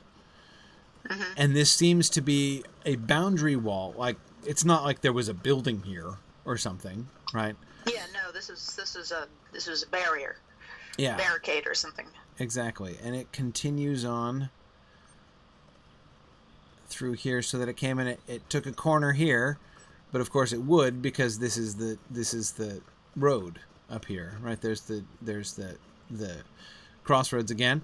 So now we're here looking towards the Greenway south, and there we see there it is again still. So here it would seem they seem to have envisioned it encircling the land here. I'm going to guess, based on what I'm seeing right here, that this was probably, in the game they seem to have imagined this as a Cardolan wall.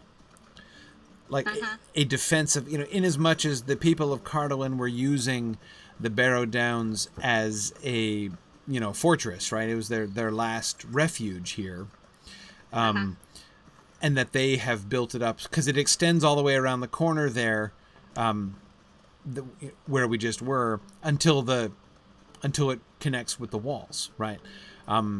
So it seems designed to defend against, and I know we're going to get into ruffian territory down here. Yeah.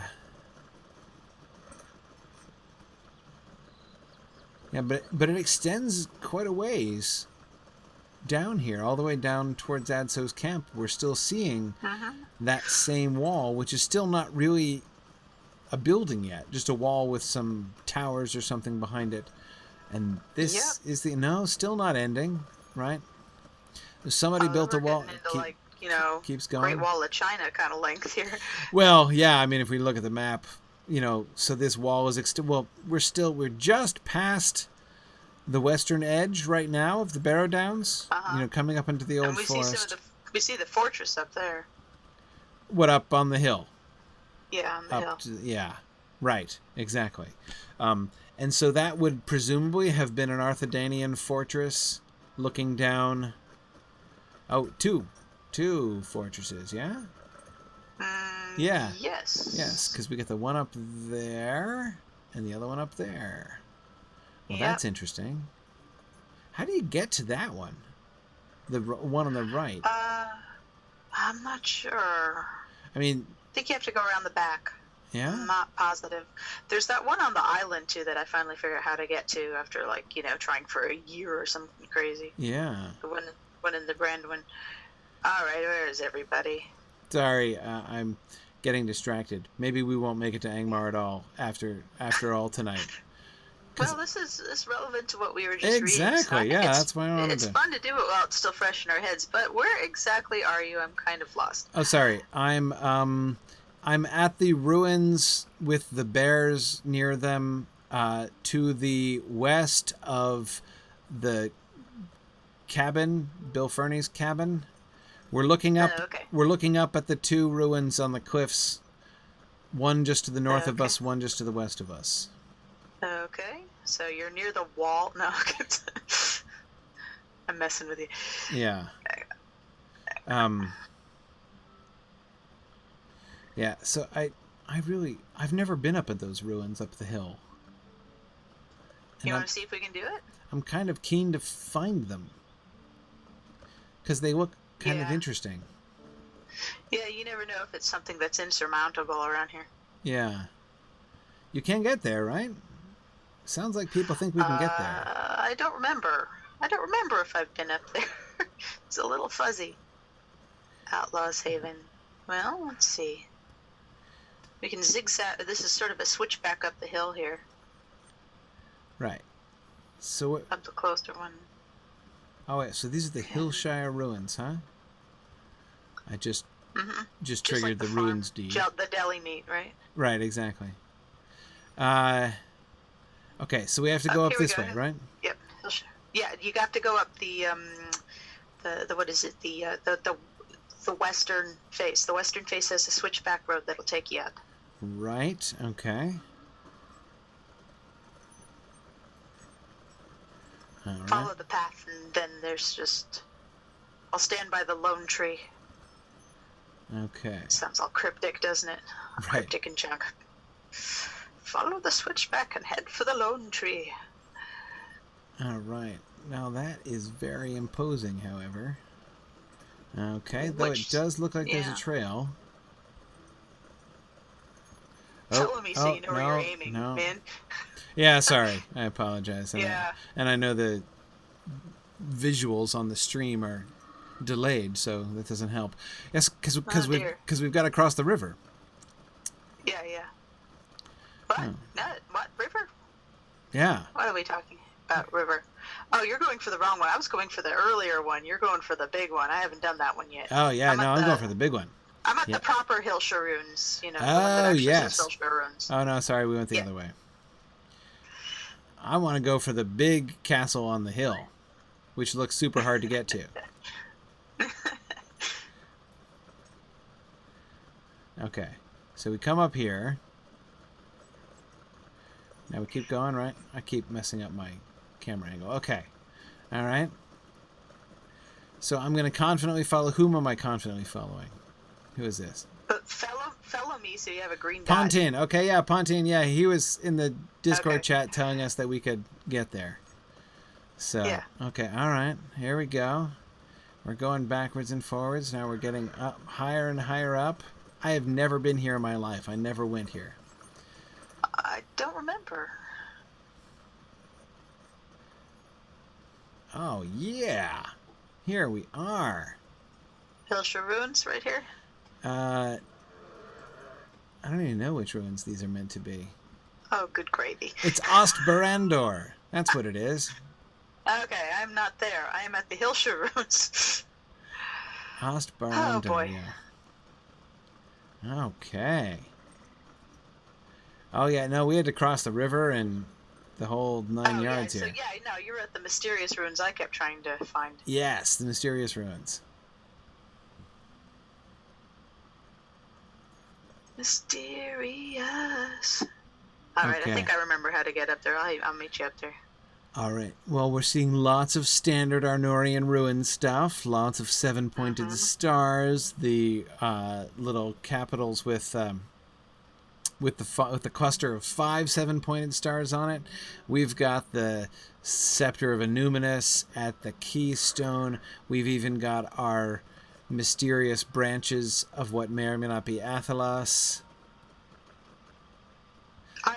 As far as I know, there are no quests up here. That's the part that kills me, because I'm up here and I'm looking around for rings, I'm looking around for area quests, I'm looking around for all these things to do. There's nothing to do up here, and I'm like, so why is it here? And it gives us you've discovered Osk Barandor, but it doesn't even show up as a flag on the map.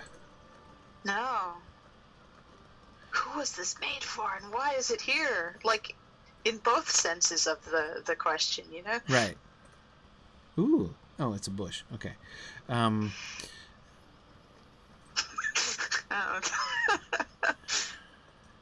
Okay, Ostbarandor, here I am. Okay, all right. Here I am. There we are. All right, so now we're looking down on those piddling little ruins where the bandits are. Mm-hmm. And that it's across the hen up here. Look at this. Yeah, this is great. Okay, so we can see all of the Bree This is definitely a king's seat up here. Yeah. Okay, so there is... You can see the line of the road. Yep, there's the line of the road. Uh-huh. And there's the Barrow-Downs. Look, we can see the spire. You can see Dead Spire from here. Oh, interesting. So, because those are the Barrow-Downs within their, like, ring of hills. And I'm pretty sure that's the standing stone we can actually see from here. Let me turn up my graphics so I can confirm or deny that. Sorry. Sorry, yeah, I think that's probably a high graphics resolution remember when I had thing. my graphics turned down, I found some interesting things you didn't see. That's true. That's true. What can we see over in the Shire direction? There's another tower. I'm not quite looking in the Shire direction. I think those hills... Is that the Stock Tower? No, that's too close for the Stock Tower. I think, because... Yeah, it's not across the river. Okay. Across... I think those hills... Isn't that the Brandywine that we're seeing? Yeah, that is the Brandywine we're seeing. That tower, is that tower up on the hill where that wounded ranger is? I can't say. Is that over there? And then I think... It's very wooded. Well, that's the Midgewater Marsh on that side. Or somebody help our friend here who's running away and being attacked by a baby bear. Yeah. Okay, yeah. Danger averted. Yeah, you can see the graphics are a little fuzzy. Careful, there's some holes in this. Yeah, exactly. Edifice here. So I'm thinking. Well, I'm thinking we could just see the river. You can see not Midgewater. You can see the marshes down there, near Needlehole. That lead to. I think that is. No, that's got to be too far away. Because I think those hills. No, you're right. That is Needlehole. Yeah. I think you're right. No, that's the. I'm trying to think. That's outside Brandywine, which all the slugs are. It's a different area with all the slugs. Yeah. Oh, you see the bridge. This tower is that the tower with the giant? Maybe. I thought this was the no. That was on an island, wasn't it? I don't remember. I only did the giant quest once, so. Yeah, me too. I thought it was around here actually. Oh, is he? Oh yeah. It was like edging close to Even Dim on the Shire side of things. Yeah. Well, you can see the bridge at Stock over there. I think you could. Yeah, it's like just behind the trees.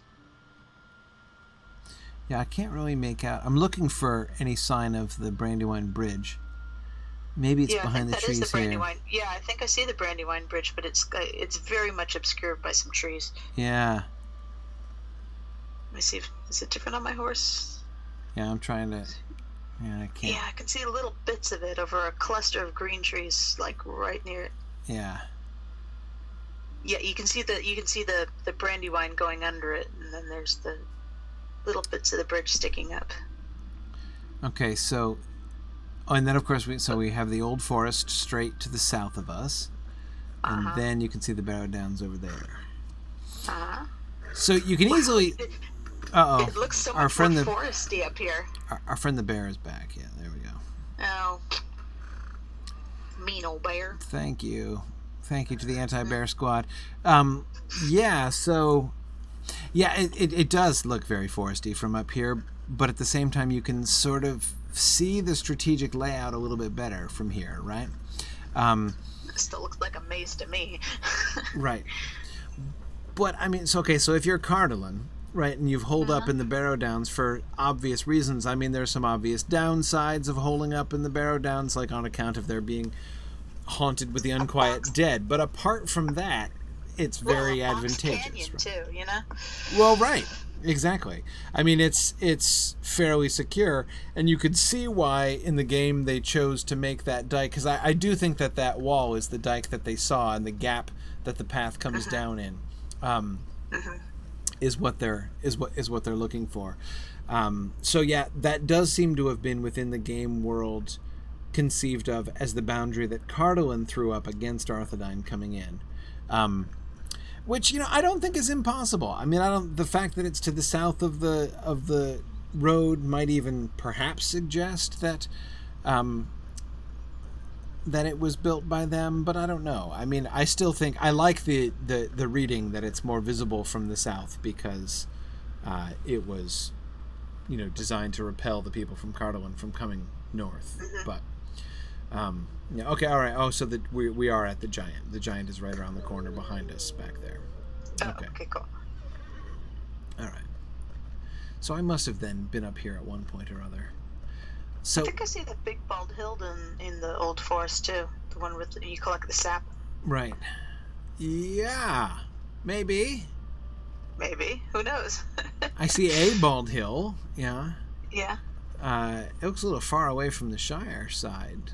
You'd think that I would think that the bald hill would be closer, but then again, the way that the land falls off there could be kind of over that ridge. Anyway, so of these ruins, the one that in retrospect is sort of most puzzling, so like that tower over there looks like it could be a watchtower, and one of the watchtowers even, you know, looking down, probably one of the watchtowers looking down on the Brandywine. You know, so that's that makes sense. This fortress makes a whole ton of sense. I mean, it was pretty tough getting up here, and this is a heavily defensible position, not to mention an excellent vantage point as well. So you've got to think that this is Arthedanian, right? So a couple of deadfalls and a few archers, and no to be able to get up here. Exactly. And then that other fortress, kind of lesser fortress, right, that's down the ridge from us over there. The Hillshire one. Yeah, exactly. The one with the brigands in it now. That's more accessible. That looks like it could be a sort of a forward. I mean, this is a heavily defensible position to fall back to, but it's not like you'd want to have this be your advanced base of operations because you have to go all the way down and cross the river to get over there. So, it's you could see why, if that's Arthedanian too, why the Arthedanians would want that. But the one down in the valley, the Hillshire ruins down in the valley there, are the ones that are sort of more puzzling. That looks like, unlike the other one across the way, unlike the dike across the way, that this was actually a building. You even have what looks like the ruins of a colonnade down there. Yeah. Yeah. Oh, here, Boomfa wants to see the map so we can see where we are here. Storage. Down. Yeah, there we are. Could be storage. Yeah, maybe it's it could conceivably, I suppose, be from another period of time. I mean, the people of Cardolin didn't make it for that long, so, you know, it's possible that they you know, once the threat from Cardolin was gone, that a more peaceful structure was built down in the valley. While Arthedain still controlled this place. The fact that it's completely destroyed does sort of indicate that it met a horrible end. Right. Well, this place up here seems mostly just destroyed by trees. Right. Exactly. Yeah. No. The way in which this ruin is infested by trees and bushes is unusual.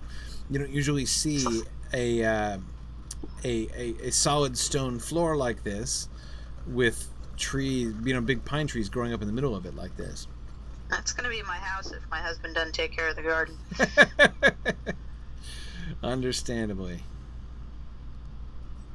I don't see any other indicators or anything unusual about any of the iconography around But here. you're right about this one being far apart from the other structures. This is definitely where you delegate what's going on while you're looking at it. Exactly. Scepter, stars, scepter, stars. Yeah. Stars and scepters. Where's the giant? He's down back around? He's in a cave. He's not in... I don't think he's in a man-made structure. Right. Where's the giant? And the vine motif, yeah. Yeah. I don't have the quest or anything, so I don't know where he is. This way? He's up on a hill, and he's got... It looks a lot like that giants thing we did in the Misty Mountains trial. In the Misty Mountains trail, okay, right. Remember the giants? They had they have like their little huts, and they got the little like skin tent flaps sort of stretched over things. Right. So it kind of looks like that. And for people who have the quest, there's going to be a backpack, and it's going to be glowing. Right. Another random ruin in the middle of woods. Wow. Yeah, and it's like the I think no, that's a gazebo. Yeah, there's an artichoke gazebo around here, isn't there? Oh yeah, it is an artichoke gazebo. I think someone mentioned that. Yeah, there was an artichoke gazebo here. This is that artichoke gazebo that was mentioned. Yes. Oh right, yeah, this one up here, right? Yeah. Oh yeah, I see the giant's place. See the firelight up ahead? I think so. But first, there it is. The artichoke yeah, he's gazebo. got a little bit of ruins here. Oh, this but is yeah. The This looks like something he put together. This is a classic artichoke gazebo because it's got the statue up on top. Oh yeah. Just like the others. Is it the same one? Is it missing its same pieces? I'm having a hard time getting the right angle on it to be able to see much of that statue because it's up on top of the hill here. Too much foliage. Yep, same one. Guy holding a staff, no head. And it almost looks like monk's robes. Here you go, Svalfang. Yeah. All right, he's a stone giant, rock throwing stone giant, right with the big cave. Yep, this is just like the giants and the giant houses down in Enidwythe. Yeah, notice the stone of his house is completely different. Yeah, he must have schlepped that stone a long ways. But oh, the backpack's glowing. Apparently I have this quest.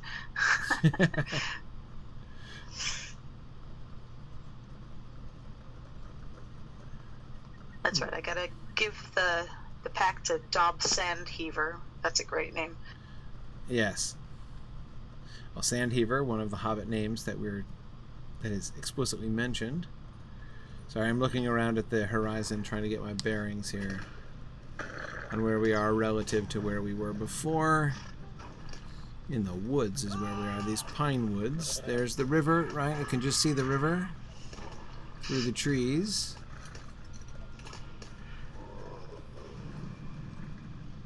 There goes the giant again. It's that one tree up on the hill. I think that goes to Evendim over there, right? Yes. I see some structure. That might be Oak Barton. Yeah, in that direction.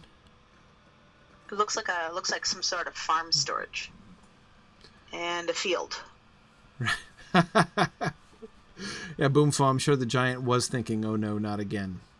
Just like the bowl of petunias. Yeah, if we knew what that meant, we'd know a lot more about giants. Right.